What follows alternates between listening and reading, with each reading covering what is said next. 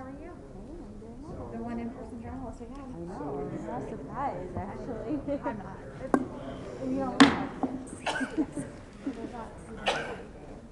All right, since this is my last committee meeting to be important, we'll start right on time. Got that, Jack?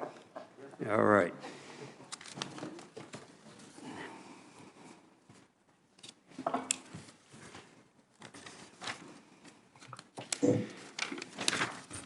Let's say the committee meets today to consider expected nomination of Mr. Lloyd J. Austin III to be Secretary of Defense of the United States of America. And thank all of you guys for being here. It's been a hardship on many of you, and it was on me too, and we're able to get this done.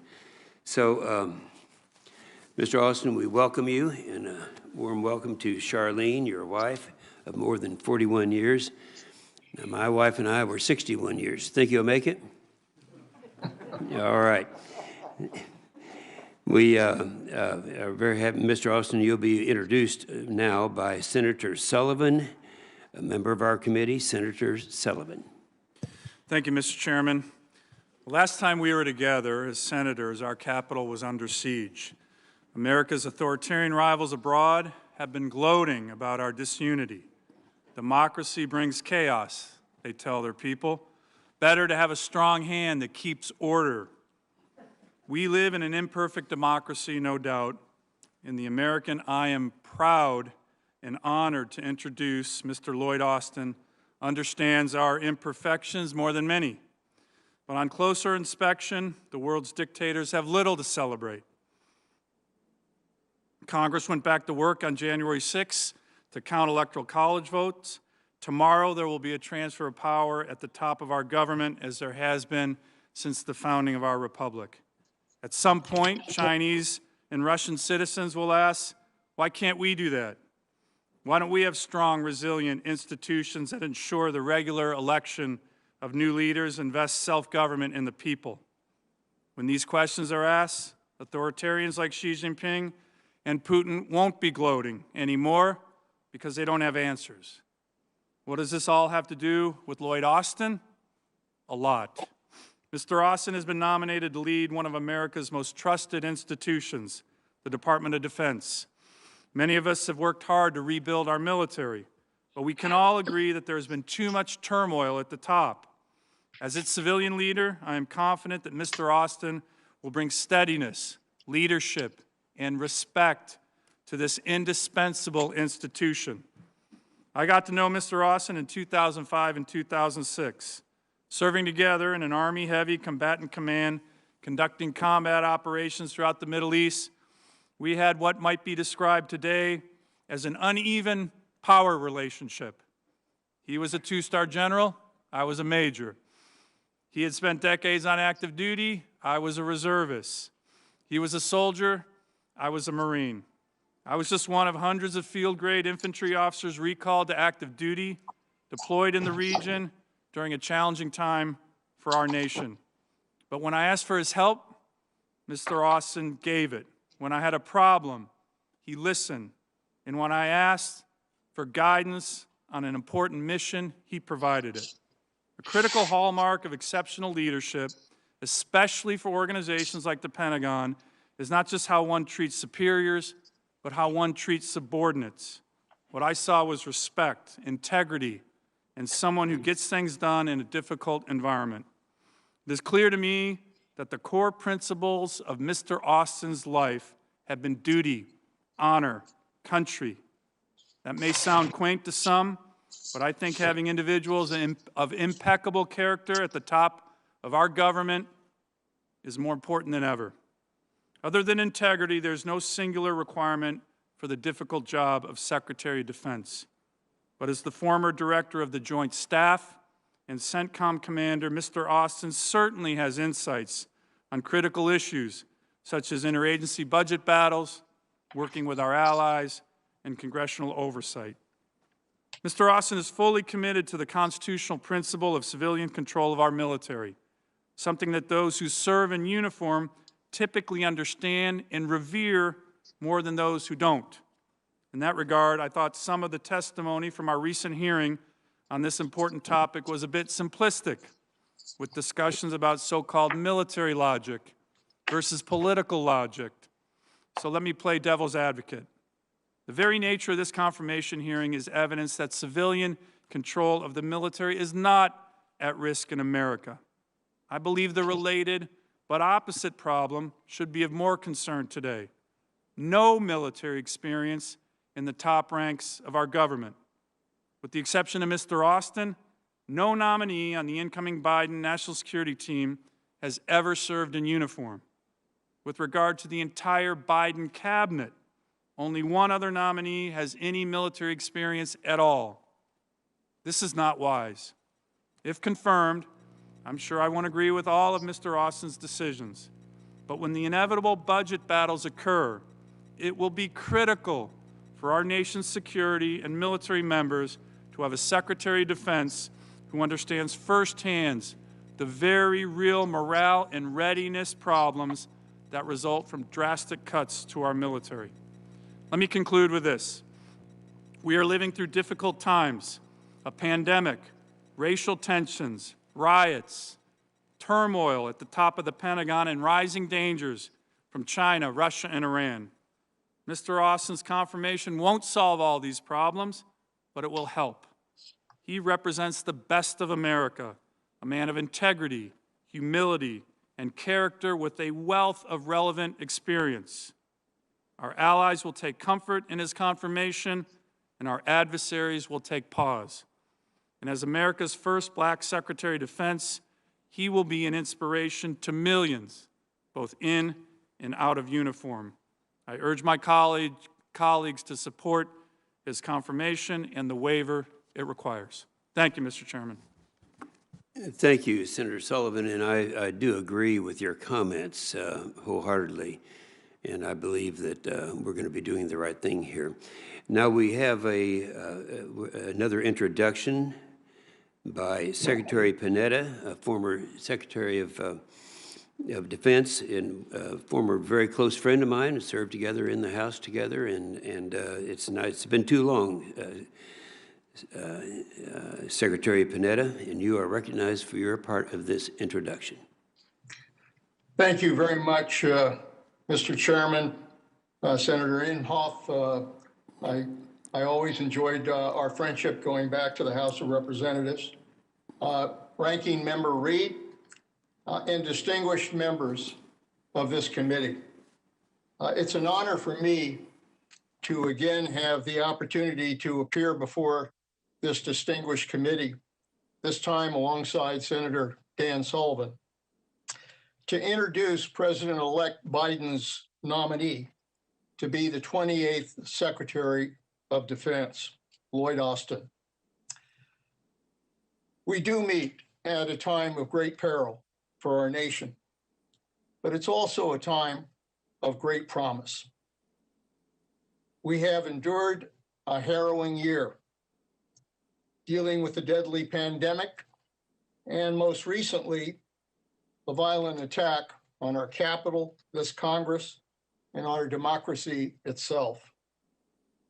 Our adversaries are watching very closely. They're trying to determine whether America will remain the strongest and most resilient democracy the world has ever known. It's also a time of great promise. Tomorrow at this time, our country will have a new president, a man who many of you know personally from his decades of service as a United States Senator, a man who I've known for over 40 years and had the privilege to work with during my years in the Congress, in the White House, and I was honored to serve him when he was Vice President as CIA Director and Secretary of Defense.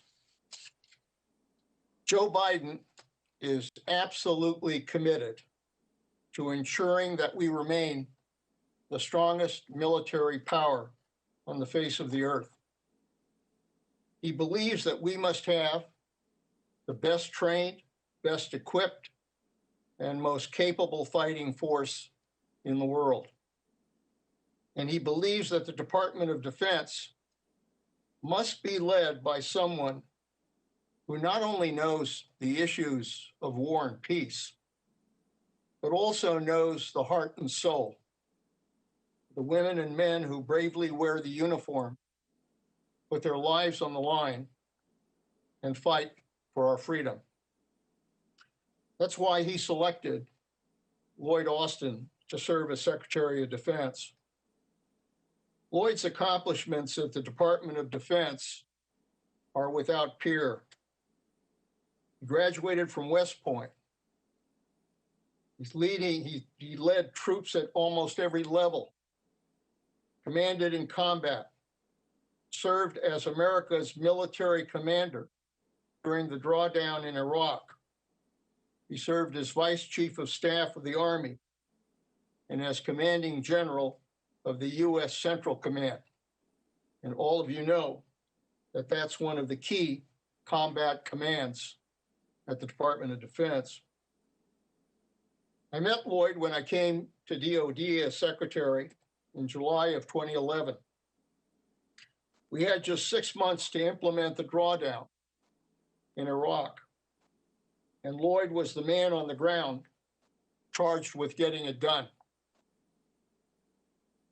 It was a huge logistical task.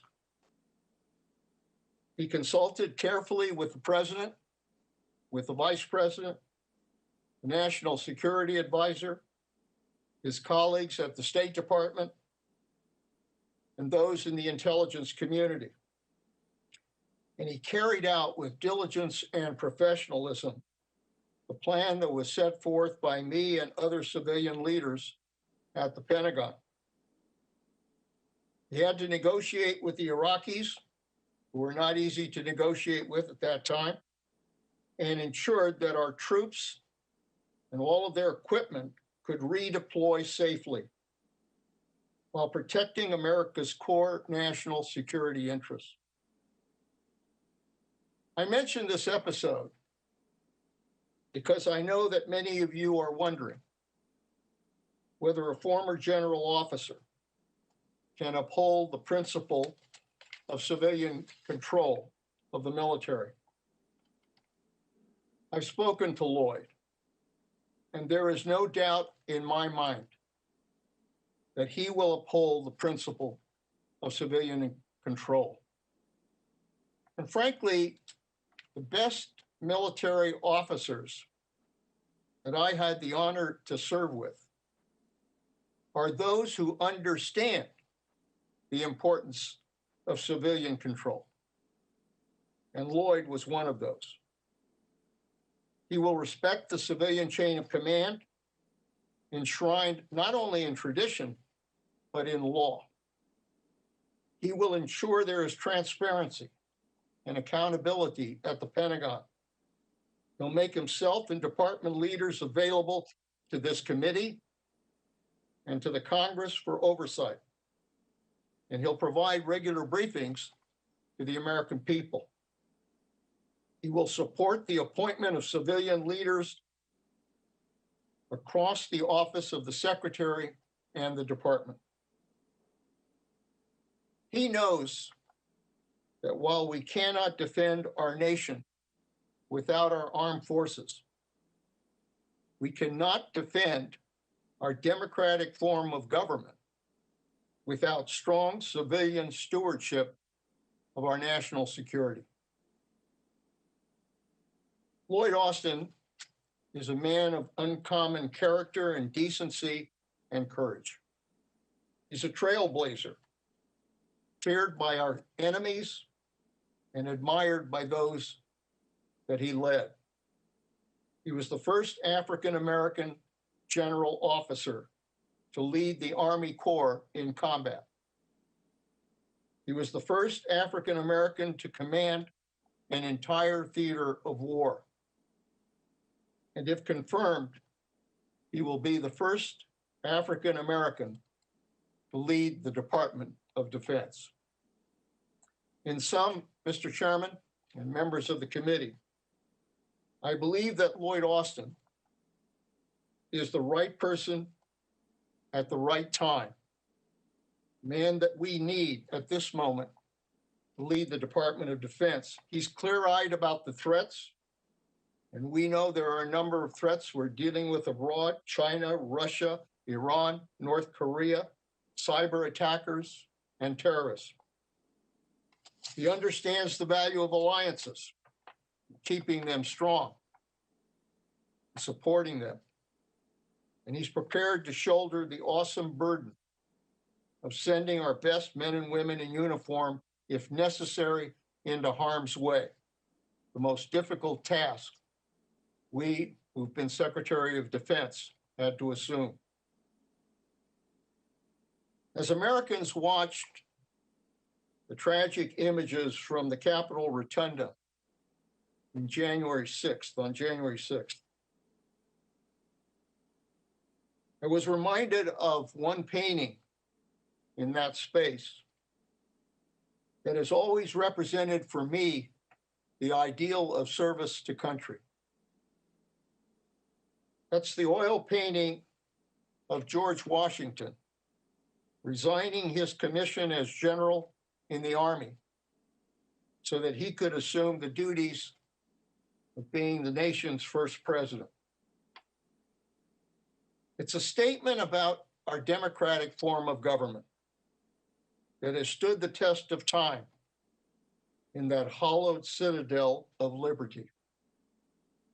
The tradition of military leaders from Washington, Eisenhower, Marshall, to the large number of veterans who are serving in Congress today, including my own son, of taking off our uniforms, returning to civilian life, to lead and to serve again.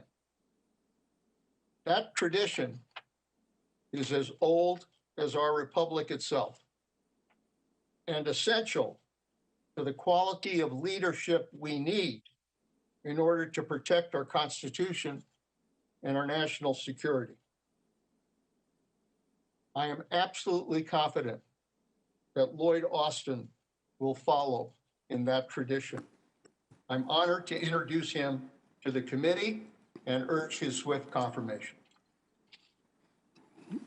Thank you, Secretary Panetta. It's great to be with you again after all these years, and you haven't lost a thing.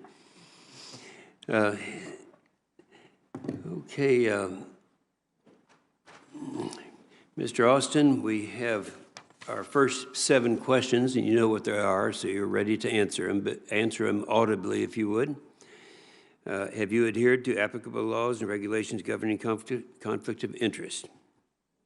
I have. Will you ensure that your staff complies with deadlines established for requested communications, including questions for the record in hearings? I will. Will you cooperate in providing witnesses and briefers in response to congressional requests? I will. Will those witnesses be protected from reprisal for their testimony or briefings? They will. Do you agree, if confirmed, to appear and testify upon request before this committee? I do. And do you agree to provide documents, including copies of electronic forms of communication, in a timely manner when requested by a duly constituted committee, or to consult with the committee regarding the basis for any good faith delay or denial in providing such documents? I do. And have you assumed any duties or undertaking any actions which would appear to presume the outcome of the confirmation process? I have not. Thank you very much. As Secretary Panetta clearly stated, we don't have there's not a time in the past that we've had more threats than we're facing today. And throughout my tenure as chairman, this committee is focused on ensuring that the DOD's authorities and resources it needs to implement the National Defense Strategy. This document is a document that means a lot to all of us here. It's been our blueprint we've used since 2018. It's put together by 6 knowledgeable Democrats, 6 knowledgeable Republicans, and it's served as our blueprint. And I would assume that you would continue to do that. As the Secretary of Defense, second in chain of command, you'd be responsible and accountable to the President of the United States and to the American people for implementing this strategy. I look forward to learning how you will drive military readiness for the strategic competition with China and Russia, which we've talked about at length here, how you will also handle some of the provocations from rogue nations like Iran and North Korea. Even worse is that our military's technology advantage has eroded. We're used to the old days when we had the best of everything, and that's not true anymore. We fell down a little bit. I know that between the years of 2010 and 2015, we were dropping our defense in terms of dollars down by about 25%, while China was increasing theirs, Mr. Austin, by 83%, and that's not acceptable. The nation and the Department of Defense is going to tackle this problem head on if we hope to preserve and defend our way of life from those who would do harm to us.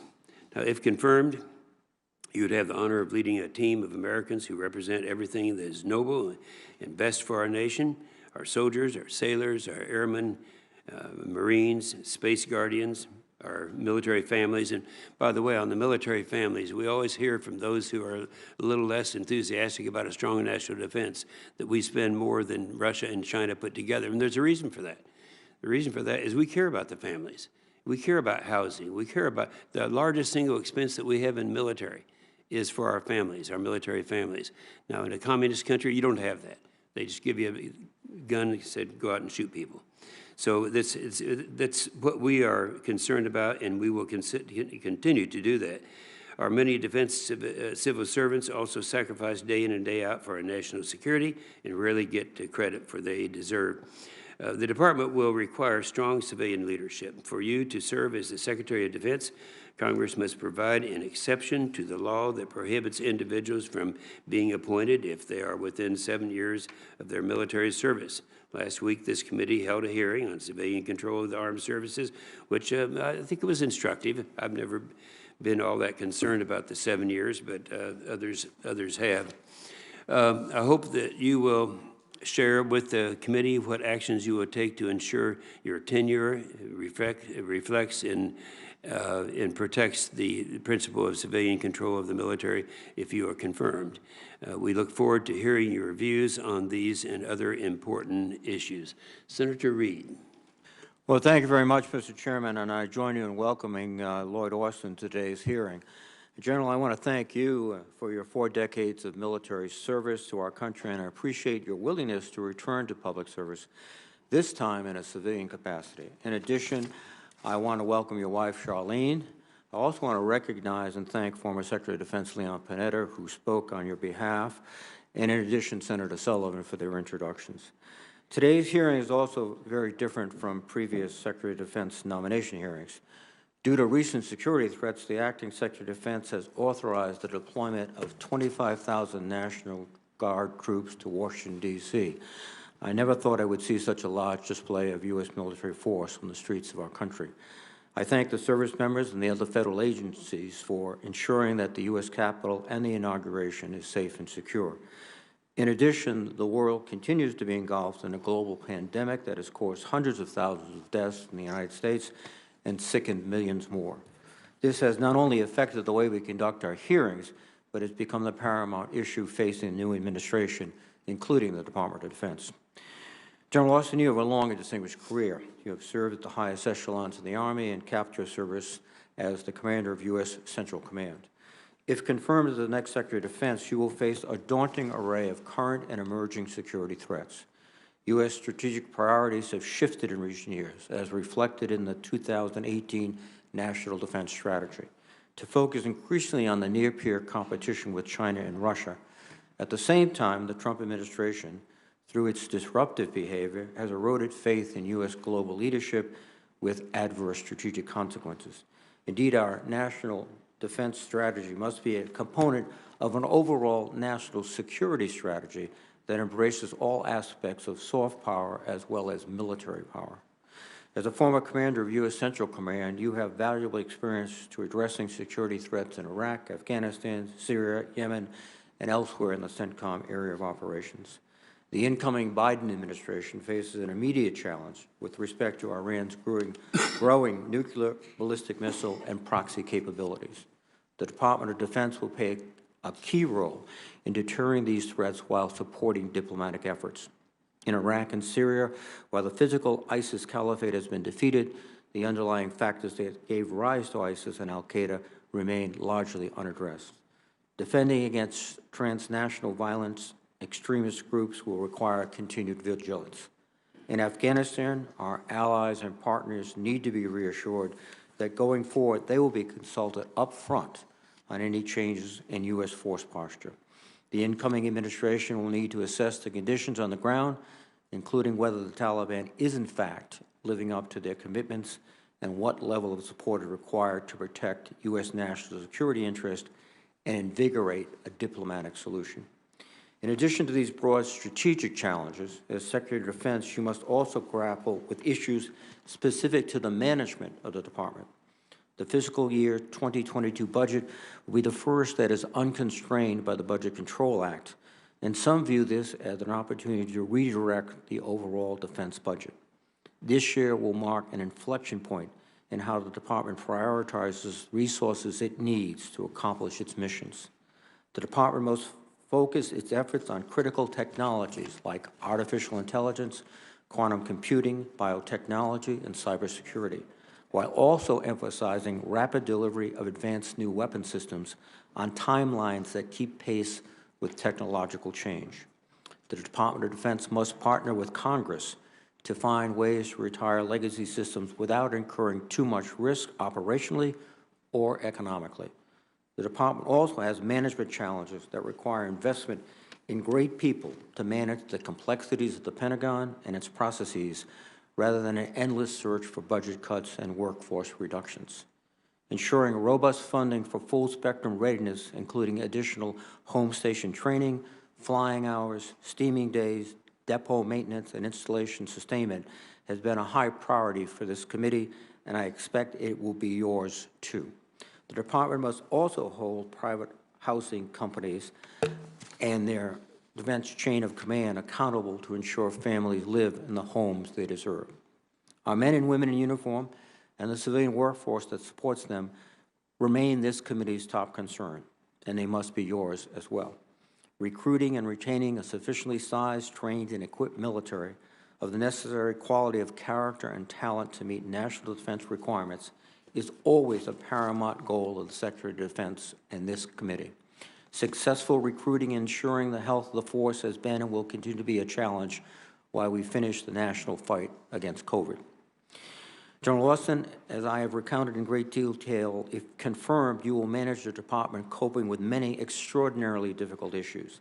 It will require strong civilian leadership to address these challenges and to reverse the erosion of civil-military relations over the past several years. However, in order to serve as the Secretary of Defense, Congress must provide an exception to the statutory requirement that prohibits individuals from being appointed if they are within 7 years of their military service. Last week, this committee heard from expert witnesses on the state of civilian control of the armed forces. Some members expressed concern that providing an exception for you to serve as the Secretary of Defense, particularly so soon after Secretary Mattis, could harm civil-military relations. It is a valid concern, but as our witnesses testified, it is possible to mitigate the effects if you demonstrate your commitment to empowering civilians in the department. Further, we must also hear how you view the role of Secretary of Defense and how that position is different from your days of honorable service as a military officer. This distinction is critical, as the Secretary of Defense is an inherently political position requiring a skill set for managing a vast bureaucracy while balancing personalities within the department and across our federal agencies.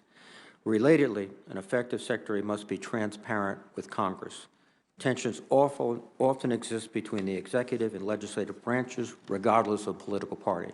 However, the department must keep Congress fully informed on critical national security developments so that we can conduct congressional oversight. General Austin, with these broad categories in mind, I hope you will candidly share what actions you will take to ensure your tenure reflects and protects the principle of civilian control of the military. Finally, strengthening civil-military relations is not the sole responsibility of the Secretary of Defense.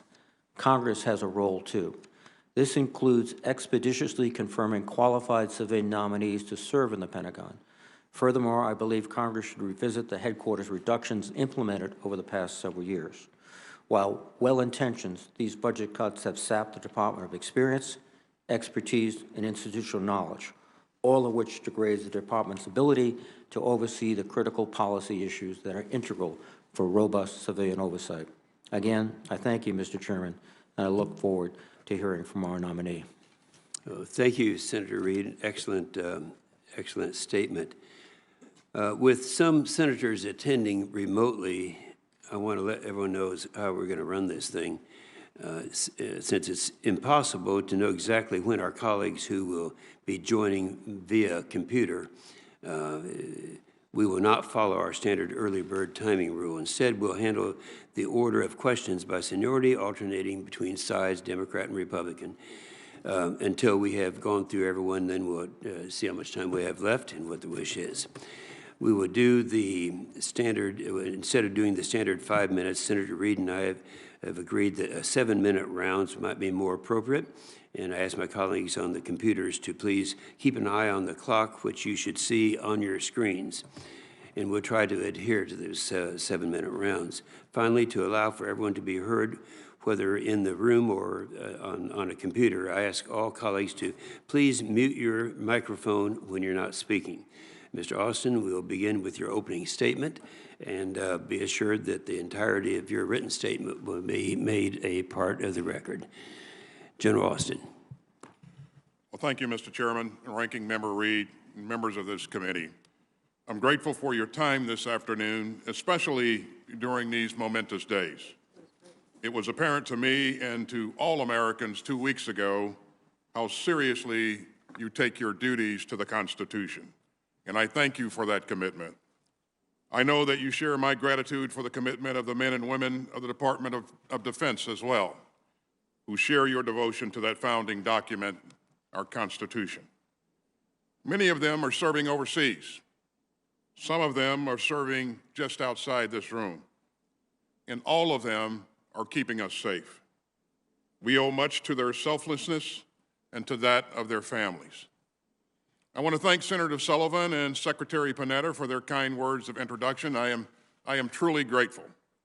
And of course, I want to thank my wonderful wife, Charlene, who, like today, has stood by my side for more than 40 years, guiding me, supporting me, and making me a better man. I'm also very grateful to President-elect Biden for asking me to serve my country again. I value the strength of my relationship with him, and I am humbled by the trust and confidence that he has placed in me. And I hope this hearing will earn me your trust. Let me say at the outset that I understand and respect the reservations that some of you have expressed about having another recently retired general at the head of the Department of Defense. The safety and security of our democracy demands competent civilian control of our armed forces, the subordination of military power to the civil. I spent my entire life committed to that principle. In war and in peace, I implemented the policies of civilians elected and appointed over me, leaders like Secretary Panetta. And I know that being a member of the President's cabinet, a political appointee, requires a different perspective and unique duties from a career in uniform. I intend to surround myself with and empower experienced, capable civilian leaders who will enable healthy civil-military relations grounded in meaningful oversight. Indeed, I plan to include the Undersecretary of Defense for Policy in top decision-making meetings, ensuring strategic and operational decisions are informed by policy. I will rebalance collaboration and coordination between the Joint Staff and the OSD staff to ensure civilian input is integrated at every level of the process. And I will make clear my expectation that the Pentagon work hand in glove with the State Department, supporting the work of our diplomats. Now, I know that a large measure of civilian control of our military lies right here with this body. And if you confirm me, I assure you that the Pentagon under my leadership will respect your oversight responsibilities, and we will be transparent with you. And I will provide you my best counsel, and I will seek yours. And just like you, I will take seriously the many challenges facing our country, the most immediate of which, in my view, is the pandemic. And if confirmed, I will quickly review the department's contributions to coronavirus relief efforts, ensuring that we're doing everything that we can to help distribute vaccines across the country and to vaccinate our troops and preserve readiness. We'll also do everything we can for our military families. They too are educating kids at home and losing their jobs and trying to stock the pantry. I know this committee shares my view that we owe them our best efforts to lighten that load. We also owe our people a working environment free of discrimination, hate, and harassment. And if confirmed, I will fight hard to stamp out sexual assault and to rid our ranks of racist and extremists, and to create a climate where everyone fit and willing has the opportunity to serve this country with dignity. The job of the Department of Defense is to keep America safe from our enemies. But we can't do that if some of those enemies lie within our own ranks. For those enemies and adversaries outside the ranks and around the world, we need resources to match strategy, and strategy matched to policy, and policy matched to the will of the American people. Globally, I understand that Asia must be the focus of our effort. And I see China in particular as a pacing challenge for the department. And I know I'll need your help in tackling these problems and to give our men and women in uniform the tools that they need to fight and win. Mr. Chairman and members of the committee, while I did not seek this job, I consider it an honor. And if confirmed, I will carry out the mission of the Department of Defense, always with the goal to deter war and ensure our nation's security. And I will uphold the principle of civilian control of the military as intended. And I would not be here asking for your support if I felt that I was unable or unwilling to question people with whom I once served in operations that I once led, or too afraid to speak my mind to you or to the President. I was a general and a soldier, and I'm proud of that. But today I appear before you as a citizen, the son of a postal worker and a homemaker from Thomasville, Georgia, and I'm proud of that too.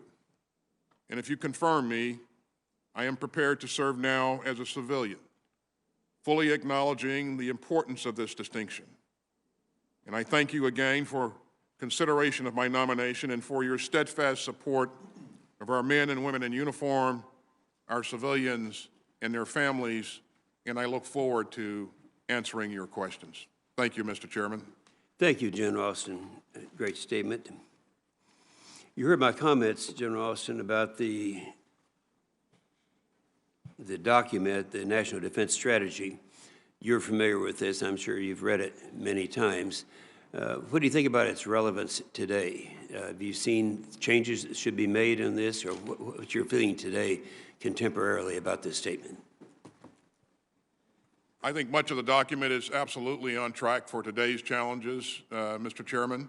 As is the case with all strategies, if confirmed, one of the things that I would look to do is to work to update the strategy and work within the confines of the guidance and the policy issued by the next administration. Yeah, well, that's right, and the guidance also from this document, I think is still relevant today.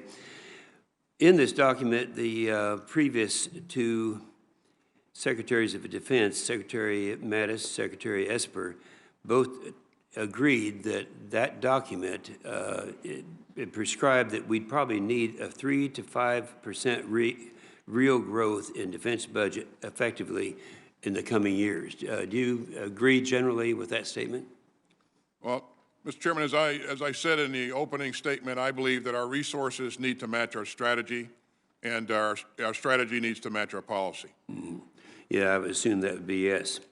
And others were going to be asking about the civilian and military relations. I know that, but let me cover a couple of things that I think are important.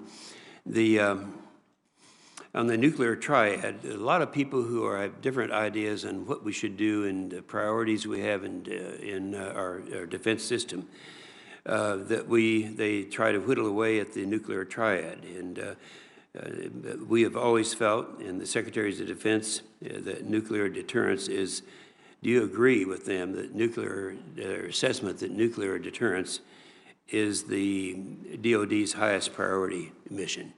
I do, Mr. Chairman. And do you agree that the triad, the land, air, and sea-based nuclear delivery platforms are still necessary, even though we do hear a lot of arguments that 2 of the 3 would be adequate? What do you think? Mr. Chairman, I believe that the triad has served us well in the past, and I certainly believe that it will continue to do so going forward. and I personally support the triad. Good. We've had kind of a forgotten continent for a long period of time in Africa. I can remember when Africa was in 3 different commands. It was in the PACOM, the Central Command, and the EUCOM. And we came along with AFRICOM, and I think things have really improved since that time.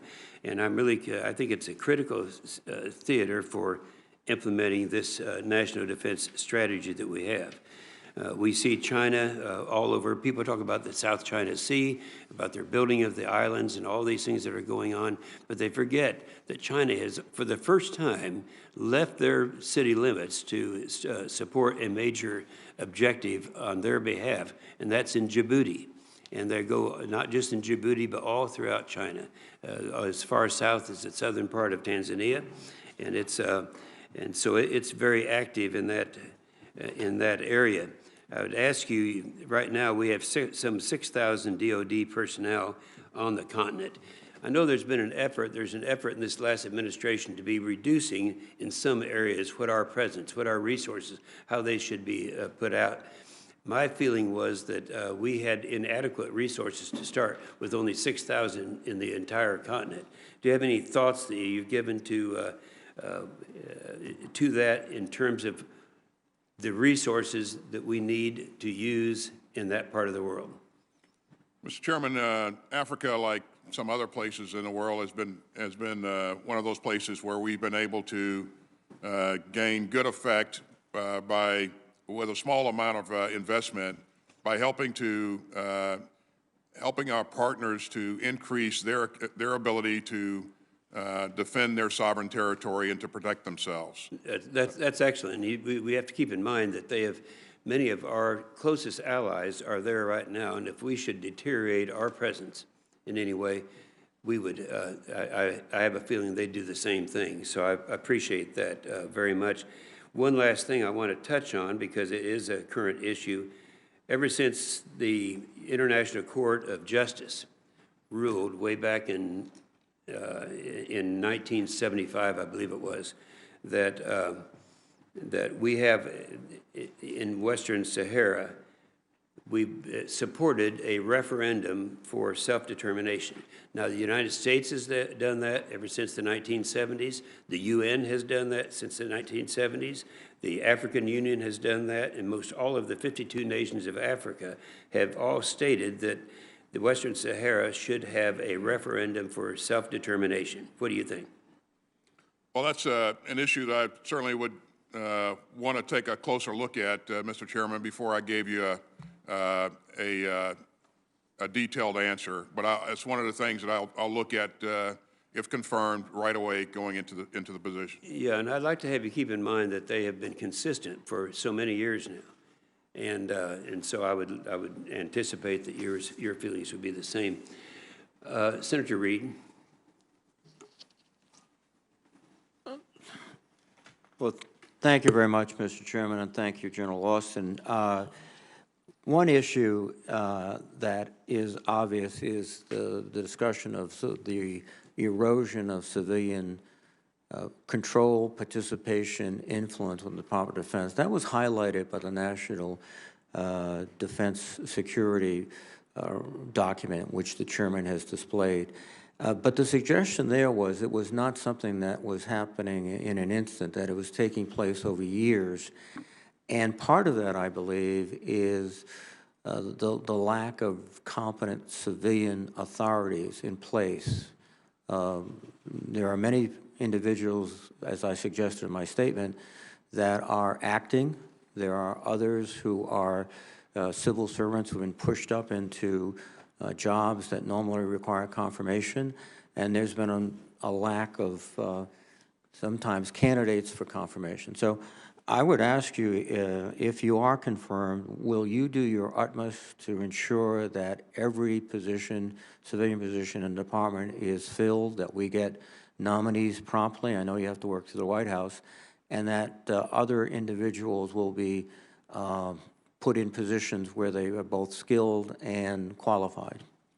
Absolutely, Senator Reid. I will do everything I can to move as quickly as I can to move to fill those positions with experienced and competent, qualified civilians. And I will need the help of this body to make sure that, that we're moving quickly. Yeah, I concur. This has to be a collaborative effort. I think in addition to that, with the civilian members, and as you suggest in your remarks, you have to ensure that there's a very appropriate working relationship with uniformed personnel, particularly in the Joint Staff. And from your comments, I assume that'll be one of your priorities, to make sure that, and indeed that the civilians have a critical role in that process. Is that correct? It's absolutely correct, Senator Reid. I think it's imperative that the OSD staff maintain primacy in terms of crafting strategy and policy, and I think we'll need the right civilians in key positions to help us do that, and we've already begun to move down that road. You've seen Colin Call nominated to be the Undersecretary for Policy, very talented young man that will do well. You've seen Kath Hicks nominated to be the Deputy Secretary of Defense. So we're off to a good start, and we'll continue to maintain momentum in filling those positions and making sure that we rebalance the workload between the Joint Staff and the Secretariat. Thank you. On another subject, the need for strengthened alliances seems to be obvious, but something that you're going to have to take on immediately.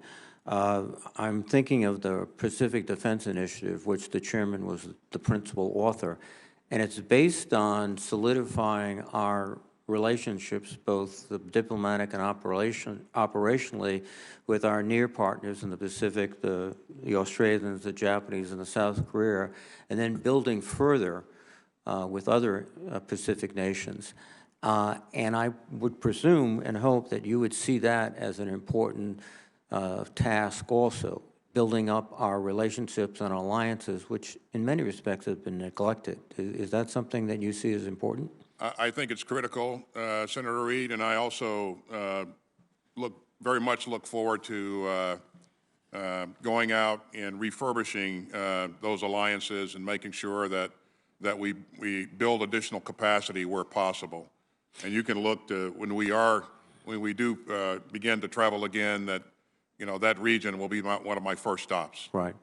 Yeah, there's the old saying, there's strength in numbers, and I think there's some truth to that. So as we build up our, not just in a superficial way, but training together, conducting exercises together, integrating our intelligence, integrating our operations at sea, on land, and in the air, that I think it could be the best deterrent we could think of with respect to the aspirations of China. And I think you might concur. I agree. One of the tasks you're going to have is, as you're trying to deal with all these crises around the world, you also have to transform the Department of Defense. As the chairman indicated, our technological advantage, which was, we thought, uncontested in the 50s, 60s, 70s, 80s, et cetera, is contested. In fact, there are suggestions that we might not be ahead in many places. And so you're going to have to think very seriously about how do we elevate science, how do we, more importantly, take our scientific developments, our prototypes, and get it to the field, to soldiers, sailors, airmen, Marines in the field. And if any comments on that, I'd appreciate it. I certainly agree with you, Senator Reid, that our acquisition system needs to be more agile and more responsive to the needs that you just mentioned. We need to get the capability down to the people who need it, the people who are going to use it as quickly as possible. I'd also say that we need to develop the operational concepts that support those new capabilities to make sure that we continue to present a credible deterrent. But I absolutely agree that there's much to be done in terms of working with the acquisition process to make sure that it becomes more agile. Well, thank you. And just as a final point, I think I have to respond to the challenge that the chairman gave you to reach your 61st wedding anniversary. Having been married for the first time at the age of 55, despite my best efforts, I can guarantee the chairman I will not reach 61 years. Thank you very much, Mr. Chairman. I don't believe that. Senator Wicker. Senator Reed, you just do it one day at a time. Thank you. Good advice, Senator Wood. Mr. Austin, thank you for being with us today. Thank you for the conversation that we had several weeks ago over the phone. And thank you for your willingness to serve in the military and now to serve in a civilian capacity. You're a West Point graduate. I pointed out to Senator Reed that I'm wearing an Army tie today in your honor, but I suppose also in honor of Senator Reed and all the distinguished Army folks. I'm an Air Force veteran myself, but I'm also a former chair of the Sea Power Subcommittee, and so today I want to talk to you at the beginning about sea power. The 30-year shipbuilding plan was finally released just last month by the leadership in the Navy, and it calls for 405 manned ships by the year 2051. That's compared to a 355 ship requirement that we previously had and that we actually placed into the statute. Have you read the 30-year shipbuilding plan, Mr. Austin? I've not read the 30-year plan yet, Senator Wicker. Are you familiar with the fact that the 30-year shipbuilding plan calls for increasing our requirement? Actually, it increases our requirement from 355 ships to 405 manned ships by the year 2051. I am familiar with that fact. Do you support that finding? Well, I certainly, I would just say, Senator, our Navy is the most capable naval force on the face of the planet. It will remain so if I'm confirmed and become Secretary of Defense. I think that it's important that we maintain the capabilities that we'll need to be relevant not only today, but relevant tomorrow. So I look forward to getting on the ground and, if confirmed, and working with the leadership of the Navy to better understand, the requirements and how we're going to support those requirements. And also I look forward to working with this body to make sure that we have the right resources to support that requirement.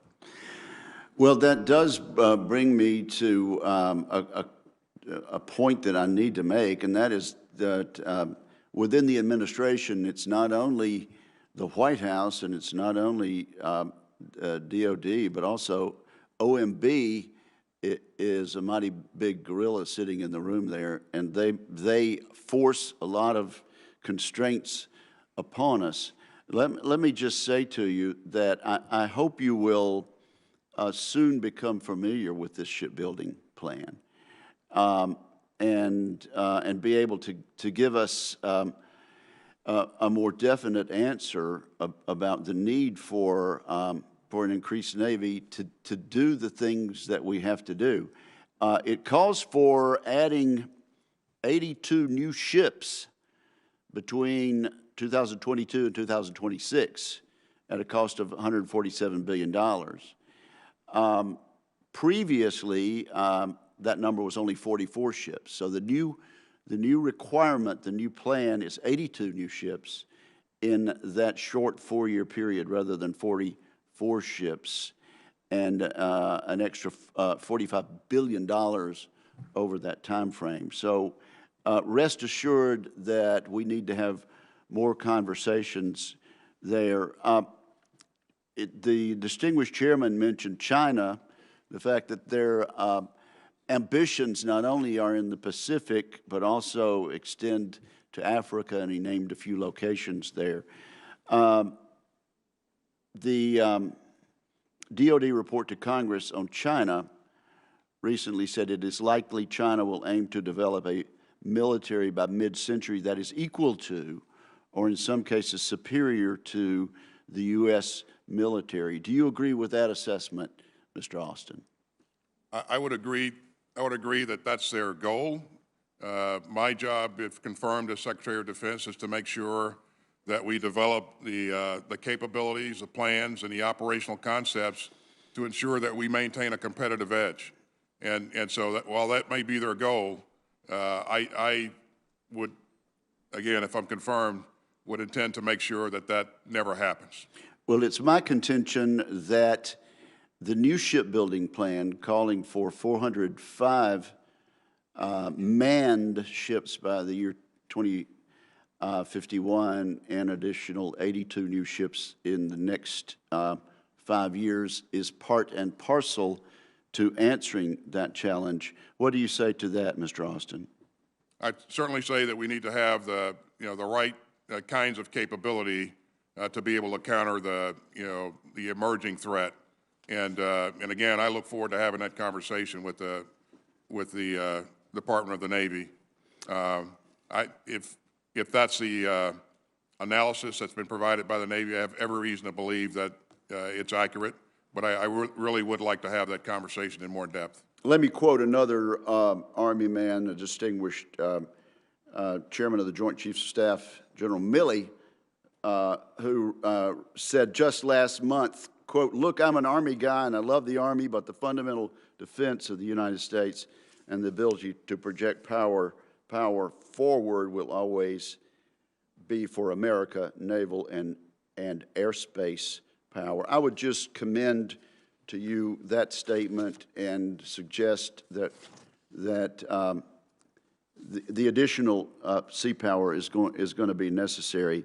I would also want you to comment, and I'll just ask you because we're time constrained, to comment about the idea of basing 2 additional destroyers at Rota, Spain, to be there to combat Russian aggression. But, Mr. Chairman, because I only have 2 seconds, I'll take that for the record. Thank you, Mr. Austin. Thank you, Senator. Thank you, Senator Wicker. Senator Shaheen. Thank you, Mr. Chairman. General Austin, thank you for being willing to be considered for this important post at this critical time in our nation's history. As you're probably aware, last week this committee received testimony from outside experts on the issue of the waiver that will be required for you to serve and the whole issue of civil-military relations. And I know you addressed that briefly in your opening comments, and Senator Reid followed up with some specific questions. But one of the interesting things to me in that hearing last week was one of the people testifying talked about the concern that during Secretary Mattis' tenure that there was an over-deference to military views that were critical to shaping America's military policy or defense policy. Can you talk about how you would respond to those concerns and what you think should be done to ensure that the balance continues with the prominence being on civilian control of the military? Yeah, thank you, Senator. I believe that you need to have the right people in the right positions that can be that are in the decision-making process. And so, I'd look to have a very experienced Undersecretary for Policy. I'd look to have a very experienced Deputy Secretary of Defense.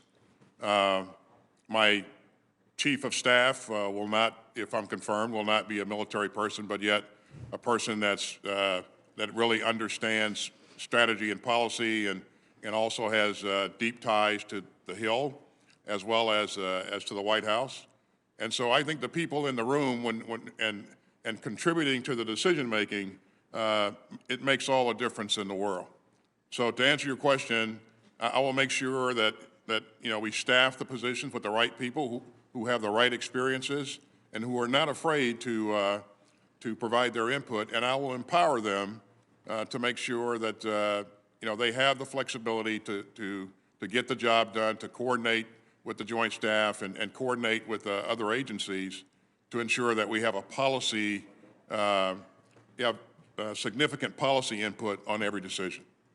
Well, thank you. I appreciate that, especially the importance of the empowerment of those individuals. When we talked shortly after your nomination was put forward, we talked about two of New Hampshire's military installations that we are very proud of, the Portsmouth Naval Shipyard, which is shared between New Hampshire and Maine, and also our 157th Air Refueling Wing at Pease National Guard, which was the first Air National Guard base to receive the new KC-46 refueling tanker. And there are two long-term concerns that I have about those installations. One is the shipyard optimization plan as we look at the need to invest in our public shipyards in the future. That optimization plan is going to be critical to ensuring that the capacity is there, not just at the Portsmouth Naval Shipyard, but our other public shipyards to support our naval fleet. And I hope that you will remain committed to that plan and to moving forward with that plan as we look at the upcoming years. I will, Senator. And the other is the KC-46 and the continuing issues with getting that tanker online. As you know, the most recent one is the remote vision system, which still is not fixed in a way that allows those tankers to fly and do the refueling mission that is so critical. Again, I would hope that you will stay on that issue with Boeing and make sure we get those planes right so that they can do the refueling that we're paying for them to do. I will absolutely stay on this issue. I think it's critical. It's a critical component of our overall force, and so I think it's important that we continue to press and get this capability to where it needs to be. Great, and I hope you will come up to New Hampshire and visit both of those installations at some point in your tenure, if confirmed. I would like to ask you about Afghanistan next, because as we look at where we are in Afghanistan, the treaty or the agreement, I don't know what we want to call it, because clearly the Taliban is not complying with what have been announced as concessions that were made as part of that agreement. Also, the failure of that agreement to take into consideration the role of women and minorities in Afghanistan that have been so important as they have written a new constitution. And as we look at ending conflict there, one of the things we know from the data is that when women are at the table in negotiations, that there's a 35% better chance that those peace agreements will last 15 years or longer. So this isn't just for the optics. It looks great to have women at the table. It's about how do we ensure that those negotiations are long-lasting. And I wonder if you can talk about what you would like to see at this point in Afghanistan as we think about how do we withdraw there in a way that leaves a country that enshrines some of the changes that have been made to support a new constitution and all of the effort that's been put in there by the United States and so many other countries in the world. Well, Senator, I certainly would like to see this conflict end with a negotiated settlement. And I think we're going to make every effort that we can to ensure that that happens. I would also like to say, up front, I am truly grateful for the sacrifices of the thousands of men and women that have gone through Afghanistan and given so much, sacrificed so much. To your point, their work has made a difference. But I think this conflict needs to come to an end, and we need to see an agreement reached, and in accordance with what the president-elect wants to see, I think we want to see an Afghanistan in the future that does not present a threat to America. So Absolutely. A focus on some counterterrorism issues, I think, in the future, I think would be helpful. Thank you, Mr. Chairman. Thank you, Senator Shaheen, and via WebEx, Senator Fisher. Thank you, Mr. Chairman, and welcome, General Austin. This committee has consistently heard testimony, including from every STRATCOM commander who has appeared before this committee since I've been a member, recommending against making unilateral reductions to our nuclear forces. Do you agree that making unilateral reductions is unwise? Senator, I'm having a tough time Yeah, hearing you. the volume seems not to be high enough. If anyone knows how to adjust that, this is a good time to do it. Let me see if I do. That sounds better. Do you hear me okay? Yes. Okay. I was asking, sir, about making unilateral reductions to our nuclear forces. Do you agree that making these reductions unilaterally is unwise?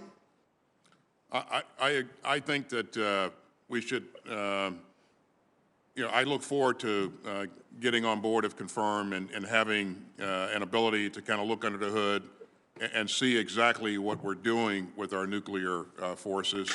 So once I've had a chance to do that, Senator, I would love to come back and discuss it with you.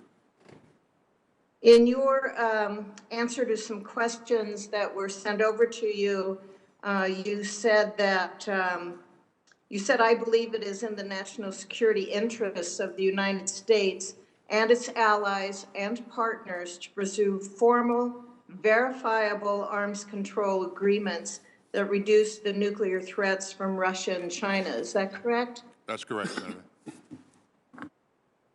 So reductions should be made through negotiated, verifiable agreements, not unilaterally. Is that right? That's correct. Okay, thank you, sir. Another fact that has been consistently emphasized by civilian officials and military leaders in both the Obama and Trump administrations is that nuclear modernization cannot be delayed any further. Speaking in 2016, President Obama's Secretary of Defense Ash Carter put it in the following way. The fact is, most of our nuclear weapon delivery systems have already been extended decades beyond their original expected service lives.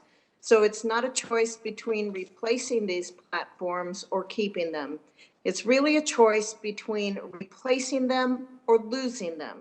That would mean losing confidence in our ability to deter, which we can't afford in today's volatile security environment.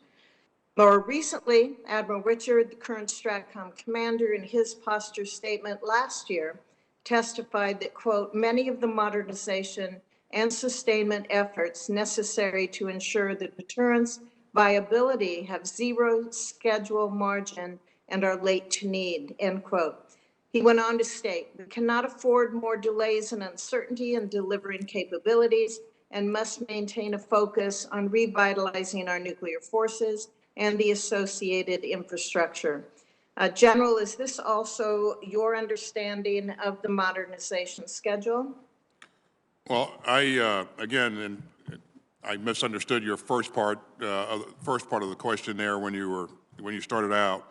What I wanted to tell you was I really look forward to getting into the details of the nuclear modernization program, if confirmed. And I really would like to be able to look at the details of exactly what we're choosing to invest in and the timelines associated with that. And I would love to come back to you and discuss that with you. I would have your assurance, though, that you would, of course, be visiting with the current STRATCOM combatant commander as well as previous ones about the need to make sure that we have these platforms that we need. That will be a top priority, Senator.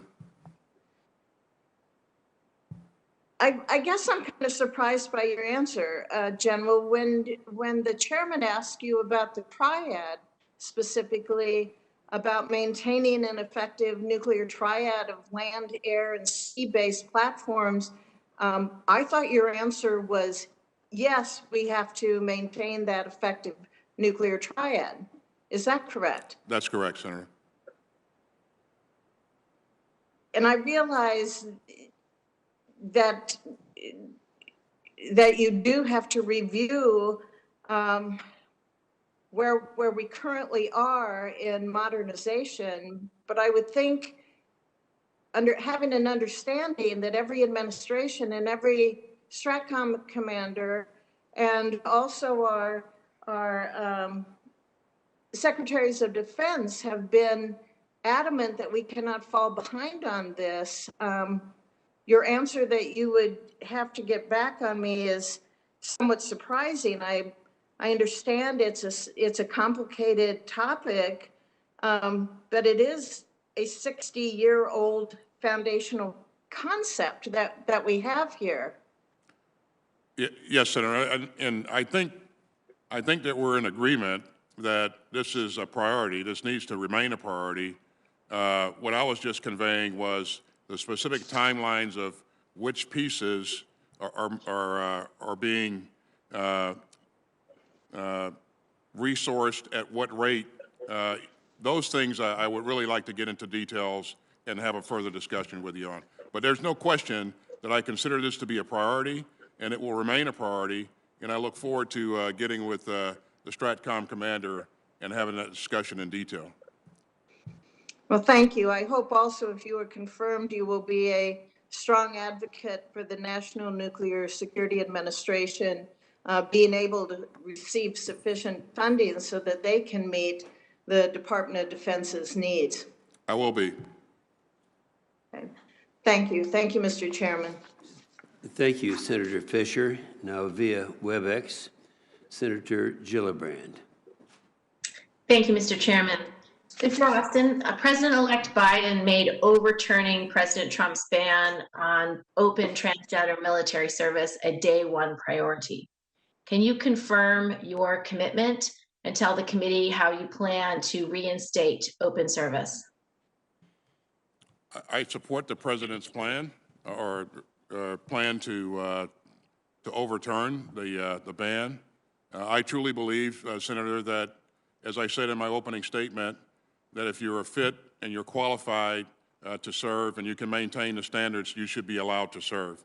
And you can expect that, that I will support that throughout. Thank you, Mr. Austin. When we met together, we talked at length about the scourge of military sexual assault in the military. We talked about how this has been an issue for decades.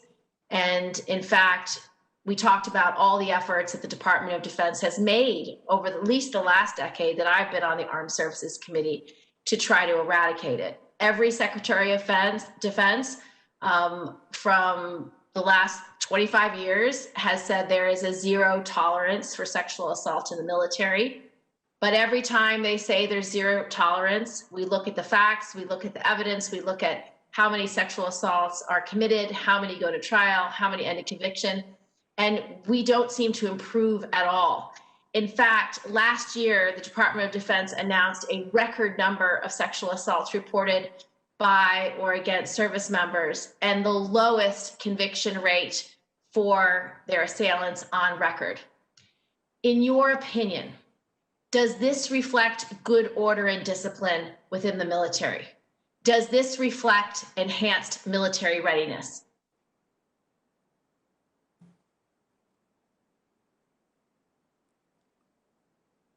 Senator, I take the issue of sexual assault seriously and personally. And to your point, Senator, I think we put a lot of effort into this, and I'm grateful for all of the effort that you have personally put into this and this committee has put into this, but we have not gotten better, and we have to get better, and we will get better. We have to go after the culture, we have to go after the climate. This is a leadership issue, it's a readiness issue. And it starts from the top, and we got to work from the bottom as well, simultaneously. So therefore, is your answer yes, that it does not reflect good order and discipline and does not reflect the readiness that you would like your service to have? That's correct, Senator. Furthermore, the most recent Pentagon survey on the topic found that 64% of sexual assault survivors who reported their crime perceived some form of retaliation for reporting that crime, often from the exact chain of command that's supposed to protect them. This number is statistically unchanged from 2016. Does this suggest to you adequate progress on what the top brass has promised to do year after year? Do you believe that this is sufficient progress? I absolutely do not believe that it's progress, Senator. Well, given the total lack of progress or accountability within the military justice system, do you believe that a new approach must be taken? Because as we discussed the recent events at Fort Hood, a new approach is clearly warranted. What is your view on that? I certainly believe that we need to do better, a lot of things better in terms of investigation and prosecutions. And I think we have to look at this holistically. And I know that you know that President-elect has committed to standing up a 90-day commission to really look at this soup to nuts. And I look forward to the readout of that commission, but I won't wait for 90 days to get after this. As I indicated, this starts with me, and you can count on me getting after this on day one. Well, to be honest, President-elect Biden said much more than that. He promised much more than a commission. He said, in fact, when asked directly by Protect Our Defenders Nancy Parrish if he would support, quote, moving the military justice system into the 21st century by allowing military prosecutors to make prosecution decisions for non-military crimes, serious felonies like rape, murder, and child abuse, end of quote. And that President-elect Biden in response said, quote, yes, yes, yes, end of quote. So do you share President-elect Biden's commitment to move prosecutorial decisions outside the chain of command and giving that decision to trained military prosecutors? I would like, if confirmed, I would like to work with the chain of command and very rapidly assess what things that there are that need to be fixed or addressed, and I'd like to make those recommendations and provide those assessments to the President-elect. But you do agree that we can't keep doing the same thing that we've been doing for the past decade? I absolutely agree with that, Senator. I absolutely agree with that. Do I have your commitment to be relentless on this issue until we can end the scourge of sexual violence in the military? You have my commitment. Okay. I'd now like to move to civil-military relations. Mr. Austin, scholars rightly argue that the Secretary of Defense plays a critical role in maintaining balanced civilian-military relations by explaining the military's activities to the public. Secretary Mattis, another recently retired general who required a waiver to serve, did not embrace this role. According to Bob Woodward's book, Fear, Mattis grew so tired of being asked to appear on Sunday shows that he threatened to send Sean Spicer to Afghanistan. Mr. Austin, can you commit to following in the footsteps of your predecessors and regularly appearing on TV to explain to Americans where the administration has asked service members to risk their lives and why? I fully understand and appreciate the role that Secretary of Defense has in communicating with the American public, Senator. And you have my commitment that I will establish a good relationship with the media and provide them the access and the information required to do their job of reporting out to the American people. Thank you, Mr. Austin. Thank you, Mr. Chairman. Thank you, Senator Gillibrand. Senator Cotton. Congratulations, General Austin, on your nomination, and thank you for your appearance today, and especially for your 4 decades of military service. Unfortunately, I must announce that I oppose the waiver of the 7-year cooling-off period. My decision reflects not at all on you personally or your record, which I respect. Rather, I believe Congress should no longer grant such waivers at all. I supported the waiver for General Mattis with reservations 4 years ago, which I quickly came to view as a mistake, and I have since regretted. For that matter, upon further reading of the historical record, I now believe the waiver for General Marshall in 1950 was also a mistake. Under no foreseeable circumstances can I imagine supporting such a waiver again. Again, General Austin, my reasons for this decision are distinct and separate from your nomination. And put simply, my reasons are the same reasons we have a cooling-off period for recently retired generals in the first place. Some of those reasons are simply a fact, not something that you can address or about which you can grant reassurance. Others, you can give reassurance. I'll give you that opportunity in a moment. Among those concerns I have that I don't think can be addressed are the following. First, the perception that these waivers are now routine, not extraordinary.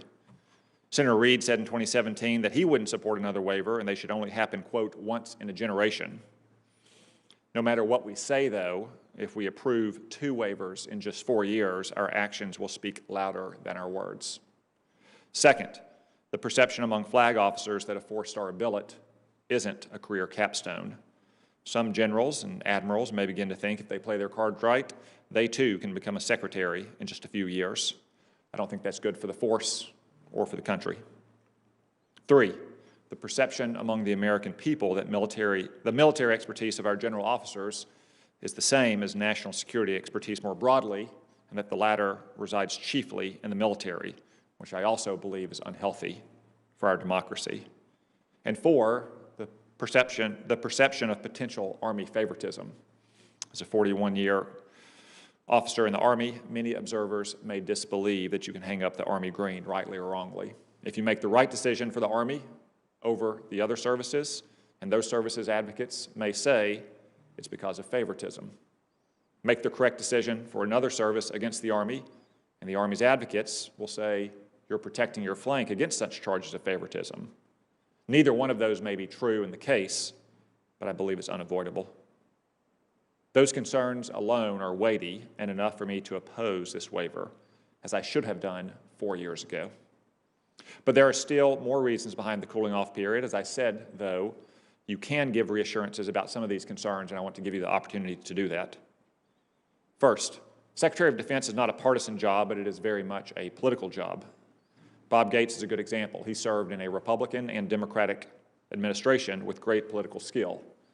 We, of course, expect our generals like you and General Mattis to be apolitical, but our troops deserve a secretary with the political skills and willingness to fight for them, whether within the Pentagon against its bureaucracy, within the cabinet in fights over policy and budgetary resources, or against parochial members of Congress. So, General Austin, what can you say to address this concern? If, for instance, John Kerry wants to sacrifice our force posture on China's periphery in return for ephemeral promises from China to reduce emissions in 2070, or if Jennifer Granholm wants to rob the nuclear security budget to fund pie-in-the-sky green energy programs, or simply if the Office of Management and Budget wants to cut the military's budget, how would you manage such inherently political disputes? Well, certainly in terms of providing resources for the military, my job is to defend this country if I'm confirmed as Secretary of Defense. And so I believe that we need to have the adequate resources to be able to do that. In order to help me work the issues and make my points throughout the interagency, number one, I'll develop great relationships with my partners in state and OMB and other places.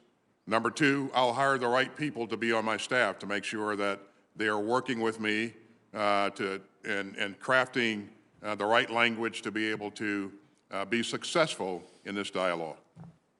Thank you, General. If confirmed, I do urge you to be a forceful political advocate for the department and its interests, both inside the cabinet and with the Congress as well. A second concern I'd like you to address is that the Secretary also holds a public office. Bob Gates routinely held on-camera press briefings about major decisions, new policies, public controversies, and so forth. Those have been almost non-existent for the last 4 years. General Austin, if confirmed, will you commit to hold regular on-camera press briefings? Yes. Will you also commit to appear on television programs to explain the key issues of the day, as Senator Gillibrand raised? Yes. Thank you. A third and final concern I want you to address is that a recently retired general is apt to bring with him much of his former military staff, perhaps recreating his last command as a kind of supreme combatant command, also likely to rely too much on the Joint Staff.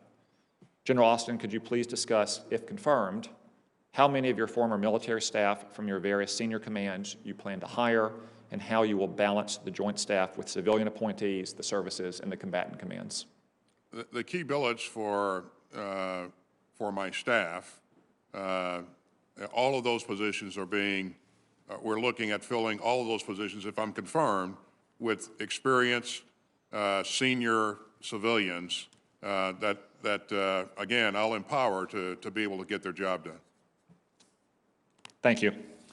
Again, General Austin, my concerns about these waivers don't bear at all on your nomination or your record of service to our nation, for which I have the highest regard. I thank you again for answering the call of duty to your country. Thank you, Senator Cotton. Senator Blumenthal. Thanks, Mr. Chairman. General Austin, Mr. Austin, thank you for being here today. Thank you for your extraordinary career of service, which I deeply respect and admire. My opposition to the waiver is not personal, it's a matter of principle. And I want to move on to the merits of the policy issues that will confront you if confirmed. In my view, you have expressed clearly and cogently your commitment to strengthening civilian control over the military, which you would implement if confirmed.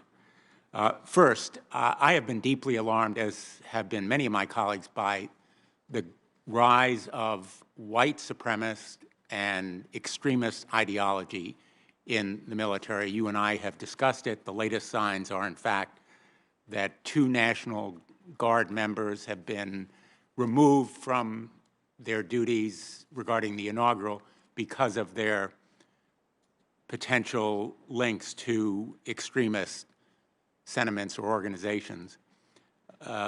Last week, I led 13 of my colleagues in a letter to the Department of Defense Inspector General asking for an immediate and intensive investigation of the prevalence of white supremacy and extremist ideology. I'm asking for your commitment that you will cooperate with and support that investigation. Shortly after our letter, the Department of Defense indicated it was going to do an evaluation of this issue, but I want an intensive investigation and action to counter it, and I look forward, hopefully, to working with you in countering and combating this very important threat.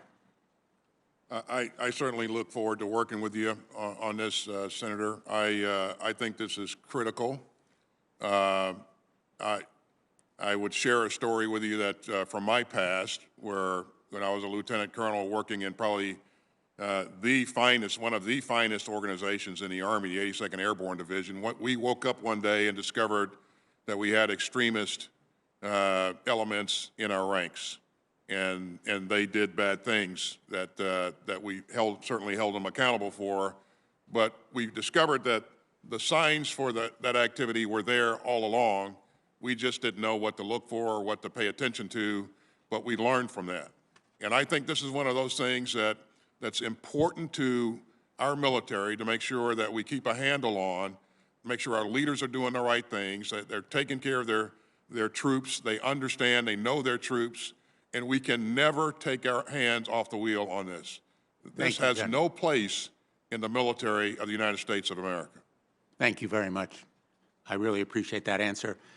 You mentioned in your testimony the importance of the Chinese threat, the need to focus on it, but the most recent attack on our country was by Russia, which for months literally intruded, interfered, and attacked our nation in cyberspace, in part because, as General Nakasone testified to us, our adversaries do not fear us. That's exactly what he said in the cyber domain. I'd like to ask you to commit to conducting a top-down review of our cyber operations, including DoD's posture and structure, and to making our adversaries pay a price when they attack us, as the Russians did through SolarWinds. You have my commitment that I will conduct that review. I think that there's a review ongoing now to really ascertain what transpired. I'll join that if confirmed in stride, and I really look forward to understanding with clarity what really happened. And I truly believe that Well, the FBI and the NSA have given Russia credit for this. They have attributed this activity to Russia. And if that's the case, I think Russia should be held accountable. That's my personal belief. Thank you. Environmental action and climate change are more important than ever. I know the President-elect is going to focus on it. As you and I have discussed in our meeting, the Department of Defense has an immense role to play. I welcome your comments on PFAS and the increasing resilience of our military installations. I'd like to work with you on a total program or plan for the Department of Defense beyond the magnitude of what is done now, and I know you've indicated your interest in it, so I'm not going to ask questions about it, but I do think that the use and procurement of clean energy, the energy efficiency steps that DoD can take will not only save dollars, it will save energy and environmental values and provide leadership for the whole world.